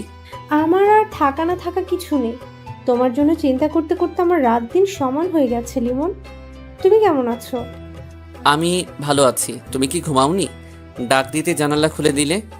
জেগেছিলাম, জানালা ধাক্কার শব্দ শুনেছি, কিন্তু ভাবিনি তুমি আসবে। তারপর যখন ডাকলে তখন বুঝতে পারছি এটা আমার লিমন। তোমার মা বাবা আমার বিষয়ে কিছু বলে না? খুব খারাপ খারাপ কথা বলে জানো। আমার সামনে যখন বলে তখন খুব কান্না আসে। আমি তোমার কোনো বদনাম শুনতে পারি না। কিন্তু সত্যি তো মানতে হবে। বাবা বলেছে তোমাকে ভুলে যেতে হবে। তাহলে ভুলে যাও। মরে যাব, তবুও পারবো না। তুমি আমাকে নিয়ে পালিয়ে যেতে পারবে? সবকিছু বাড়িঘর ছেড়ে যদি পালিয়ে যাই তাহলে খাবো কি শহরে? শহরের মধ্যে দুমুঠো ভাতের কত মূল্য তা জানো? আমরা ওই স্বর্ণের পুতুল বিক্রি করব, তাহলে তো আমাদের মেলা মেলা টাকা হবে। কি বললা? তুমি সেই পুতুলের কথা জানো? হ্যাঁ জানি, পুতুলটা আমার কাছেই ছিল, কিন্তু তোমার কোনো খোঁজ নেই। এদিকে ওটা নিয়ে খুব দুশ্চিন্তা হচ্ছিল, তাই আমি সাজু ভাইয়ের কাছে কল দিয়ে দেখা করলাম। তারপর তাকে সবকিছু বলে তার হাতে পুতুলটা দিয়ে দিয়েছি। এখন সেই পুতুল কার কাছে? সাজু ভাইয়ের কাছে আছে? হ্যাঁ। আমার ওই পুতুল যেভাবেই হোক ছিনিয়ে নিতে হবে সোহাগী। কোথায় যাচ্ছ? সাজু ভাইয়ের এলাকায়। আজকে রাতের মধ্যে আমি সাজু ভাইয়ের সঙ্গে দেখা করে পুতুল নিয়ে নেব। মাথা ঠান্ডা করো প্লিজ। আচ্ছা, আমি যেহেতু তার কাছে দিয়েছি, সেহেতু আমি তাকে বলে যদি চাই তাহলে তো দিয়ে দেবে। পাগল নাকি তুমি? সাজু ভাই গোয়েন্দা মানুষ, তাই তিনি অজস্র প্রশ্ন করবে তোমাকে। কিন্তু তুমি ওটা দিয়ে কি করবে? আমার তো মনে হচ্ছে না যে তুমি আমাদের ভবিষ্যতের জন্য সেটা হাত করতে চাচ্ছ। সোহাগী শোনো, ওই পুতুলের জন্য অনেক কিছু ঘটছে। একজন করে খুন করে আরেকজনকে দিয়ে সেই খুনিকে খুন করানো হচ্ছে, মানে কাঁটা দিয়ে আবার কাঁটা নির্মূল করা হচ্ছে। আমিও এখন একটা কাঁটা, আমাকেও যে কোনো সময় তারা কাঁটা দিয়ে তুলে ফেলবে। তাই তার আগেই আমি সেই আসল পরিকল্পনাকারীর কাছে পৌঁছাতে চাই, আর তার জন্য দরকার সেই পুতুলটা হলে আমি আসল প্ল্যানকারীর নিকটে যেতে পারবো। সোহাগী জানালা ধরে হতাশ হয়ে দাঁড়িয়ে আছে সোহাগী, আর অন্ধকারে বাগান চিরে বের হয়ে হাঁটতে লাগলো লিমন। সোহাগী ভাবছে কেন যে লিমনের সঙ্গে পুতুলের কথা বলতে গেল। এখন যদি সেই কারণে সাজু ভাইয়ের কোনো ক্ষতি করে। মোবাইল বের করে কল দিল, কিন্তু রিসিভ হচ্ছে না। চেয়ারম্যান বাড়ি থেকে বাড়িতে ফিরে ঘুমাতে ঘুমাতে রাত 2টো বেজে গেছিল। তাড়াতাড়ি করে বিছানায় শুয়ে মোবাইল সাইলেন্ট করে ঘুমিয়ে গেছিল সাজু ভাই, কিন্তু ফজরের খানিকটা আগে কারো মৃদু ডাকে ঘুমটা ভেঙে গেল। রুমটা অন্ধকার, তবে তার বিছানার সামনে অন্ধকারে কেউ যে দাঁড়িয়ে আছে সেটা বোঝা যাচ্ছে। বিছানা থেকে উঠতে গিয়ে উঠতে পারল না, কারণ তার হাত পা খাটের সঙ্গে বাঁধা। কে ওখানে? সাজু ভাই, আমি লিমন, কেমন আছেন? লিমন, তুমি এখানে কিভাবে আসলে? আর তুমি আমার হাত পা বেঁধে রাখছো কেন? সব কিছু বলবো, আগে বলেন সেই পুতুলটা কোথায়? কিসের পুতুল? স্বর্ণের পুতুল। সোহাগী যেটা আপনাকে দিয়েছে, আমি সেই পুতুলের কথা বলছি। সোহাগে আমাকে কোনো পুতুল দেয়নি। কেন শুধু শুধু মিথ্যে কথা বলছেন? ভাই, আমি কিন্তু এখন খুব খারাপ। আমার সঙ্গে একটা খুব ছোট্ট একটা পিস্তল আছে। রাত 10টার দিকে চেয়ারম্যানকে খুন করতে গেছিলাম, কিন্তু সেখানে নিশ্চয়ই আপনি গেছিলেন, তাই না? আপনার জন্য আমি আমার মা বাবার মৃত্যুর জন্য দায়ী একটা অপরাধীকে মারতে পারিনি। তাহলে তুমি সত্যি সত্যি গিয়েছিলে? হ্যাঁ, গেছিলাম। এবার আপনি তাড়াতাড়ি পুতুলের সন্ধান বলেন, না হলে কিন্তু আমার পিস্তলের গুলি খরচ করার পরিকল্পনা করতে হবে। জানেন তো আমি এখন পাক্কা হারামজাদা। তুমি কিন্তু ভুল করছো লিমন, কারণ এভাবে কেউ ভালো পথে থাকতে পারে না। আমি জানি আপনার অনেক জ্ঞান, আপনি যে আমাকে অনেক কিছু বলবেন সেটাও জানি, আর আমি মনে প্রাণে বিশ্বাস করি আপনার কথাগুলো সম্পূর্ণ সঠিক। কিন্তু ওই যে সাক্ষী মানি, কিন্তু তালগাছটা আমার সিদ্ধান্ত আমি নিজে গ্রহণ করব। তুমি আমার কথা মতো চললে আমি নিজে কিন্তু তোমাকে সহযোগিতা করব। ভুলে যেও না যে তোমার উপকার করতে আমি এসেছি। আপনি বড্ড কথা ঘোরাচ্ছেন সাজু ভাই। সময় থাকতে তাড়াতাড়ি বলেন পুতুল কোথায়, কারণ একটু পরে আকাশ পরিষ্কার হবে, তখন কিন্তু আমি ফিরতে পারবো না। আমি কিছুতেই তোমাকে সেই পুতুলের সন্ধান দেব না লিমন। ঠিক আছে, আমি খুঁজে বের করব। লিমন তখন চারিদিকে খুঁজতে লাগলো। রুমের মধ্যে সবকিছু ওলট পালট করে তন্ন তন্ন করে সে পুতুল খুঁজতে মরিয়া হয়ে গেল। প্রায় 20 মিনিট খোঁজার পরে হঠাৎ করে রুমের মধ্যে বাথরুমের ফলছাদে চোখ গেল। সাজু ভাই রুমের সঙ্গে অ্যাডজাস্ট বাথরুম আছে, আর তারই ছাদে উঠে গেল লিমন। তারপর একটু পরে সেখান থেকে কালো কাপড়ে মোড়ানো পুতুলটা নিয়ে বেরিয়ে এলো লিমন। খবরদার, ওটা তুমি সঙ্গে করে নেবে না, তাহলে কিন্তু আমার চেয়ে বেশি খারাপ আর কেউ হবে না। আচ্ছা ঠিক আছে সাজু ভাই, আপনি যা ইচ্ছে তাই করতে পারেন। একটা কথা বলবো লিমন? বলেন ভাই। পুতুলটা রেখে যাও। আসি ভাই, বেয়াদবি ক্ষমা করবেন, আর আমার অপরাধ নেবেন না। সাজু ভাইকে সেভাবেই বেঁধে রেখে রুম থেকে বের হয়ে গেল লিমন। ড্রয়িং রুমে সাজুর দাদা এখনো বসে আছে। লিমন তাকে দেখে বলল, ধন্যবাদ দাদু। ভূত দেখার মতো চমকে গেল লিমন। তারপর বলল, কে আপনি, আর ঘরের মধ্যে কিভাবে প্রবেশ করলেন আপনি? আপনি একটু আগে বাইরে গেলেন, তখনই আমি ঢুকেছি, আর সেজন্য আপনাকে অনেক ধন্যবাদ। আপনি বরং তাড়াতাড়ি গিয়ে সাজু ভাইয়ের বাঁধন খুলে দেন। তাকে বেঁধে রেখেছি, কিন্তু সত্যি বলছি কোনো ক্ষতি করিনি। হাতে পিস্তল ঘোরাতে ঘোরাতে দরজা খুলে বের হয়ে গেল লিমন, আর সোফা চেয়ার থেকে লাফ দিয়ে উঠেই সাজুর রুমে গেল দাদা। রুমের মধ্যে গিয়ে তাড়াতাড়ি কান্নাজড়িত কণ্ঠে বাঁধন খুলতে লাগলো।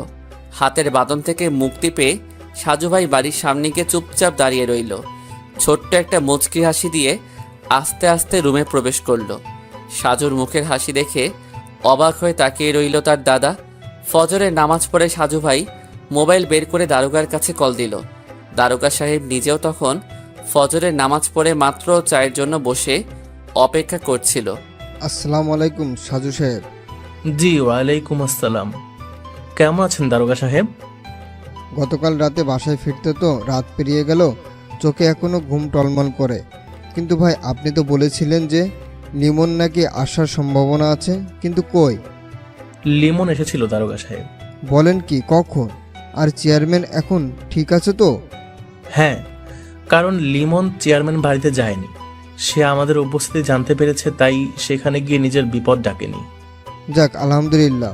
পুতুলটা আমি রক্ষা করতে পারিনি দারোগা সাহেব, আমি ব্যর্থ হয়েছি। কিসের পুতুল? সে স্বর্ণের পুতুল নাকি?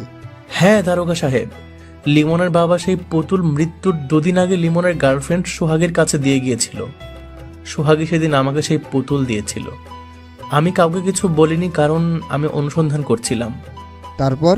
আজকে ফজরের কিছুক্ষণ পূর্বেই আমার দাদা বাহিরে বের হয়েছিল, তখন দরজা খোলা দেখে লিমন প্রবেশ করেছে।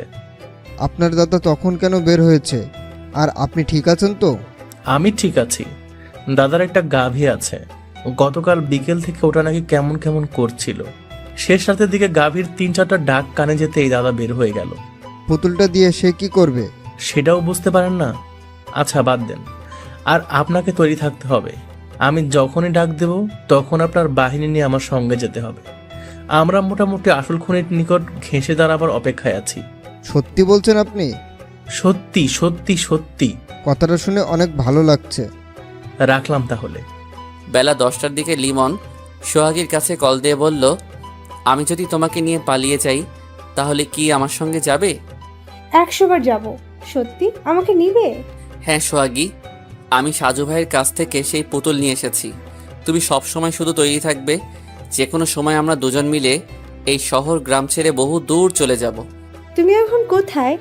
যেখানে ছিলাম, যাদের কথায় তৌহিদকে খুন করেছি, সেই তাদের কাছে আছি। ওরা তোমাকে কিছু করবে না তো? জানি না, তবে করতে পারে। কারণ সেই পুতুল যেহেতু আমার কাছে, তাই বিপদ আমার পাশেই ঘোরাঘুরি করবে। কেন ওদের কাছে ফিরে গেলে? কিছু অসমাপ্ত কাজ এখনো বাকি আছে, তাই সেগুলো শেষ করতে হবে। কবে শেষ হবে? আমি পুতুল নিয়ে এসেছি, সেটা শুনে নিশ্চয়ই আসল গুটিবাজ সামনে আসতে পারে। তখন নিজের জীবনের পরোয়া না করে ওকে তো আমি বিনাশ করবই করব। সাবধানে থেকো, আমার খুব ভয় করছে। রুমের মধ্যে বিছানায় শুয়ে আছে লিমন। গতকাল রাতে ঘুমাতে পারিনি, তাই চোখ ভর্তি ঘুম ঘনিয়ে আসছে। চোখের উপর হাত দিয়ে বিছানায় শুয়েছিল। এমন সময় রুমের মধ্যে নিজামুদ্দিন ও আরও 4 জন প্রবেশ করলো। তুমি নাকি পুতুল নিয়ে আসছো লিমন? সেই পুতুল কোথায়? আপনি জানলেন কিভাবে? তোমার কি ধারণা যে আমরা কোনো খবর রাখি না, তাই না? তা ঠিক আছে, কিন্তু কোনো কিন্তু নেই। বলো পুতুল কোথায়? লিমনের কাছে বারবার জিজ্ঞাসা করার পরও যখন পুতুলের হদিস পাওয়া গেল না, তখন নিজামুদ্দিনের আদেশে লিমনকে বাধা হলো। এতটা দ্রুত হয়ে গেল যে লিমন তার সঙ্গে থাকা পিস্তল ব্যবহার করা বা বের করার সুযোগ পেল না। বেলকুনিতে দাঁড়িয়ে গভীর মনোযোগ দিয়ে বাইরের বকুল গাছটার দিকে তাকিয়ে আছে সাজু ভাই। বকুল গাছটার ডালে একটা রঙিন পাখি। পাখির নামটা মনে আসছে না। রহস্যের গন্ধ ক্রমেশ তার নাকের সামনে উপস্থিত, কিন্তু সবটা সাজিয়ে যে কিভাবে প্রকাশ করা যায় সেটাই ভাবছে। দাদু, একটা কথা জিজ্ঞেস করব? হ্যাঁ দাদা করো। ভোরবেলা ওই ছেলেটার পিছনে বাইক নিয়ে না গিয়ে মুস্কি হাসি দিয়ে বসে রইলি কেন? দাদা যান, ওই ছেলে একটা স্বর্ণের পুতুল নিতে এসেছিল আমার কাছে। কি? হ্যাঁ, সেদিন লিমনের নানা যেই পুতুলের কথা বলেছিল সেটা আমার কাছে ছিল। আজকে সেই পুতুল নিয়ে গেল ঠিকই, কিন্তু সেটা আসল পুতুল নয়। মানে? আমি আগেই ধারণা করেছিলাম যেহেতু লিমনের গার্লফ্রেন্ডের হাত থেকে পুতুল আমার কাছে এসেছে, সেহেতু এ কথা অবশ্যই জানাজানি হবে। তাই একটা নকল পুতুল আমি সংগ্রহ করে নিজের কাছে রেখেছি। আর আসল পুতুল তোমাদের ঘরে, অর্থাৎ দাদির পুরাতন পুটলির মধ্যে। আচ্ছা, বুঝতে পারছি, কিন্তু নকল পুতুল দেখে কি ওরা বুঝতে পারবে না? মানে দেখতে কি একই রকম নাকি? না দাদা, পুতুল দুটোই আলাদা। আর লিমন বা সেই মূল পরিকল্পনাকারী কিন্তু সেই পুতুল আগে দেখেনি। আর লিমনের পেছনে পেছনে বাইক নিয়ে তাড়া করিনি, কারণ ওই নকল পুতুল যেখানে থাকবে সেই স্থানের লোকেশন আমি দেখতে পারবো। কিভাবে? পরে বলবো দাদা যান, এখন একটু ভাবতে হবে, তাই পরে কথা বলবো। হুম। লিমন বিছানায় হাত পা বাঁধা অবস্থায় পড়ে আছে আর মনে মনে হাসছে। কয়েক ঘন্টা আগেই সে সাজুভাইকে এভাবেই বেঁধে রেখেছিল, আর এখন সে নিজেই বন্দি। নিজামুদ্দিন বারবার তাকে পুতুলের কথা জিজ্ঞেস করছে, আর লিমন শুধু বারবার মাথা নেড়ে না বলছে। হঠাৎ করে দরজা খুলে কালো টি শার্ট পরে একটা ছেলে প্রবেশ করলো। মুহূর্তের মধ্যে হাতের পিস্তল নিজামুদ্দিনের দিকে তাক করে পরপর 3টা গুলি করলো। নিজামুদ্দিন আস্তে আস্তে নিস্তেজ হয়ে ঢলে পড়লেন। কালো টি শার্ট পরা লোকটা বিড়বিড় করে তখন বলল, ক্ষমা করবেন নিজাম ভাই, বসের সঙ্গে আপনার বেইমানি করতে চেয়েছিলেন, তাই বসের নির্দেশে আপনাকে মারতে বাধ্য হলাম। নিজামের লাশের দিকে এক দৃষ্টিতে তাকিয়ে রইল লিমন। তারপর স্বাভাবিকভাবে মাথা উঁচু করে ডান পাশে দেয়ালের দিকে তাকিয়ে রইল। দুজন ব্যক্তি এসে নিজামের লাশ নিয়ে গেল, আর সেই খুনিটা তখন লিমনকে বলল, তোমার সঙ্গে দেখা করার জন্য আমাদের বস এখানে আসছেন, তুমি তার সঙ্গে কথা বলতে প্রস্তুত থেকো। আচমকা শক্ত হয়ে লোকটার দিকে অবাক হয়ে তাকালো লিমন। তার চোখে মুখে স্পষ্ট আশ্চর্য হবার ছাপ। সত্যি সত্যি কি তিনি আসবেন, নাকি তার পরিবর্তে অন্য কাউকে পাঠাবে? বস নিজেই আসবে, কিন্তু তার আগে তোমার চোখে কালো কাপড় দিয়ে বাঁধা হবে। চোখ বাঁধা হবে কেন? কারণ তিনি তোমার পরিচিতি। আরও কিছুটা বিচলিত হয়ে লোকটার মুখের দিকে তাকিয়ে রইল। যদি পরিচিত কেউ হয় তবে আজকে কেন সামনে আসবে? তাহলে কি তিনিও পুতুলের লোভে? পুতুল তার কাছে জেনে তিনি সামনে আসতে যাচ্ছেন, কিন্তু কিভাবে জানলো যে পুতুল লিমনের কাছে? লিমন তো শুধু সোহাগীর কাছে সকালবেলা বলেছিল। তাহলে কি? আরও ঘন্টাখানিক পরে লিমনের চোখ সত্যি সত্যি বেঁধে দিল। কিছুক্ষণ পর রুমের মধ্যে নতুন কারো আগমন অনুভব করলো। নতুন কেউ প্রবেশ করেছে সেটা বুঝতে পারছে, কারণ আলাদা একটা ঘ্রাণ আসছে নাকের ডগায়। লিমন নিজেই বলল, আপনি তাহলে আমার সামনে এসেই গেলেন? তা বলেন, আমি আপনার জন্য কি করতে পারি? গম্ভীর কণ্ঠে জবাব এলো। এতদিনে তোমারও নিশ্চয়ই ধারণা হয়ে গেছে যে এত কিছুর পিছনে কোনো জিনিস দায়ী হতে পারে। কণ্ঠ বেশ পরিচিত, ঠিক মনে আসছে না। লিমন কিছু বলার চেয়ে চুপ করে কণ্ঠ শুনে চিনতে চেষ্টা করছে। অদৃশ্য থেকে আবারও বলল, কিছু বলছো না যে তুমি? বলো তো কারণ কি? চেয়ারম্যান সাহেব। হো হো হো হো, বাহ, চোখ বন্ধ তবুও তো বেশ চিনে গেছো আমাকে। বুদ্ধি আছে, সুপার। তাহলে কি আপনি সেই অদৃশ্য বস? রাজনীতি করতে গিয়ে অনেক কিছু শিখতে হয় লিমন। তোমার বাবাকে অনেক অনুরোধ করেছি পুতুলের জন্য, কিন্তু সে তো কথা শুনেনি। আচ্ছা বাদ দাও তো, এবার বলো সেই পুতুল কোথায়? না হলে তোমার মা বাবার মতো তুমিও মেরে ফেলবেন? তাহলে পুতুল পাবেন? তোমার মা বাবার মৃত্যুর পরে কিন্তু পুতুলের সন্ধান ঠিকই বের হয়ে গেছে। তুমি মরলেও ওটা ঠিকই বের হবে। এমনিতেই তোমার কাছে ধরা পড়ে গেছে, তাই তোমার জীবনে কোনোদিন তুমি আর বাইরের জগৎ দেখতে পাবে না। পুতুলের সন্ধান আমি দেব, কিন্তু আমার কিছু প্রশ্নের জবাব দিতে হবে। আমি জানি আমাকেও আপনি খুন করাবেন, কারণ এত কিছুর পরে যে আমাকে বাঁচিয়ে রেখে কোনো রিস্ক নেবেন না সেটা ভালো করে জানি। বেশ ভালো তোমার কথা। আমার মা বাবাকে খুন করেছে কে কে? নিজাম ছিল, আরও 3-4 জন ছিল, তবে তোমার চাচাতো ভাই মনিরুলও ছিল। মনির ভাই? হ্যাঁ, নিজাম ওরা গেলে তো তোমার বাবা দরজা খুলবে না, তাই মনিরুলের সাহায্য নিতে হয়েছে। মনিরুল তোমার বাবাকে ডেকে ঘরের মধ্যে প্রবেশ করার পথ সুগম করেছে। তাহলে মনির ভাইকে খুন করালেন কেন? সাক্ষীদের বাঁচিয়ে রাখতে নেই, তাহলে পরবর্তী সময়ে নিজের বিপদ হয়ে যায়। তবে তোমার বন্ধু তহিদকে এত সহজে রাজি করাতে পারবো সেটা ধারণা ছিল না। তৌহিদ? তোমার বাড়িতে সেদিন রাতে তহিদ নিজেই আগুন লাগিয়েছে।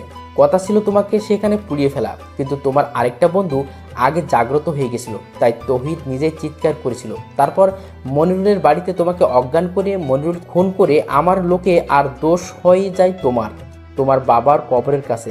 সরি আব্বাজান, চিরকুট লিখে দিলাম। লিমন চুপচাপ। এবার বলো পুতুল কোথায়? তৌহিদ বেইমানি করেছে আমার সঙ্গে, কিন্তু সে তো আপনার কথা মতো চলছিল।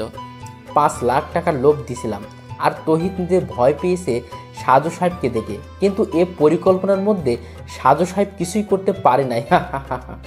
সাজু ভাই খুবই অসুস্থ, না হলে ঠিকই এতদিনে সব কিছু বের করতে পারতেন। গতকাল রাতে তার কাছ থেকে পুতুল আনতে গিয়ে বুঝতে পারছি। কথা বেশি হয়ে যাচ্ছে, বলো পুতুল কোথায়? শেষ প্রশ্ন, নিজামকে সরালেন কেন? তুমি গতকাল রাতে আমাকে খুন করার জন্য কেন গিয়েছিলে? নিজামুদ্দিন বলেছিল তাই? তাহলে এবার ভাবো, আমার লোক হয়ে নিজাম আমাকে খুন করার জন্য তোমাকে পাঠায়। তার পরিকল্পনা ছিল তোমাকে দিয়ে আমাকে হত্যা করতে চাইবে, তারপর সে পুতুলটা ভোগ দখল করবে। কিন্তু আমার সঙ্গে চালাকি। আপনি গতকাল রাতে সাজু ভাইয়ের জন্যই বেঁচে গেছেন, নাহলে ঠিকই এখন লাশ হয়ে মরার খাটে থাকতেন। সামনে এমপি নির্বাচন করার ইচ্ছে করছে, তাই প্রচুর টাকার দরকার। এই সন্ত্রাসী গ্রুপের জন্য আমার মাসে মাসে অনেক খরচ। পুতুলটা বিক্রি করে আমি আমার স্বপ্নের দিকে এগিয়ে যাব। সে পথে কারো বাধা মানব না। সকালবেলা দারোগা যখন কল দিয়ে বলল যে তুমি নাকি পুতুল নিয়ে এসেছো সাধুর কাছ থেকে, তখন তো আমার আনন্দের সীমা নেই। ভুল পথে চললে কোনোদিন গন্তব্যে পৌঁছানো যায় না চেয়ারম্যান সাহেব। সঠিক পথে কষ্ট হলেও চলা উচিত, কারণ সেখানে সফলতা আছে। কিন্তু ভুল পথে যতটা সামনে যাবেন ততটাই কিন্তু ভুলের গভীরে তলিয়ে যাবেন। জ্ঞান হজম করার কোনো সময় নেই, তাড়াতাড়ি পুতুলের ঠিকানা। সম্পূর্ণ কথা শেষ হওয়ার আগেই রুমের মধ্যে হুট করে কয়েকটা গুলি শব্দ হলো। রুমের মধ্যে হঠাৎ কেমন হট্টগোল হতে লাগলো। হাত পা বাঁধা লিমন কিছুই বুঝতে পারল না। রুমের মধ্যে যারা ছিল তাদের গোঙানির আওয়াজ শোনা যাচ্ছে, কিন্তু মারল কে? বেশিক্ষণ ভাবতে হলো না তার। ততক্ষণে নাসরিন তার চোখের কাপড় খুলে দিল। এরপর এক এক করে হাত পায়ের বাঁধন খুলে বলল, তাড়াতাড়ি পালাতে হবে, না হলে কিন্তু আবার কেউ আসতে পারে। রুমের মধ্যে 3টা লাশ পড়ে আছে। চেয়ারম্যান সাহেবের দিকে তাকিয়ে লিমন খানিকটা ভাবনার মধ্যে হারিয়ে গেল। নাসরিনের দিকে তাকিয়ে সে কৃতজ্ঞতা স্বীকার করলো। মা বাবার মৃত্যুর জন্য দায়ী সবাই শেষ। বাগেরহাট বাস স্ট্যান্ডে বাসের মধ্যে পাশাপাশি বসে আছে নাসরিন ও লিমন।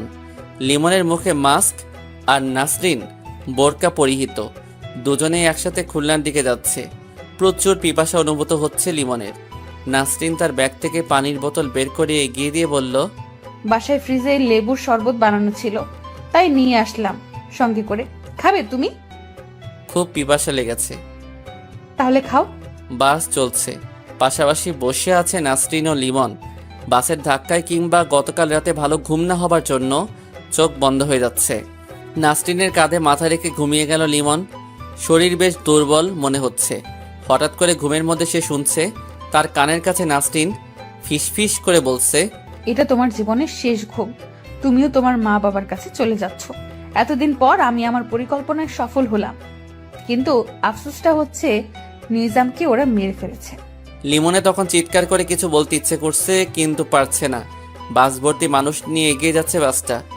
চারিদিকে কত মানুষ বসে কিংবা দাঁড়িয়ে, কিন্তু লিমন তাদের সাহায্য নিতে পারছে না। তার মানে নাসরিন নিজেও পুতুলটা আত্মসাৎ করতে চেয়েছে। নিজামুদ্দিন আর সে একসঙ্গে আলাদা পরিকল্পনা করেছে। লিমন যখন চোখ মেলে তাকালো তখন সে শুয়ে আছে হাসপাতালের বিছানায়। তার সামনেই বসে আছে সাজু ভাই।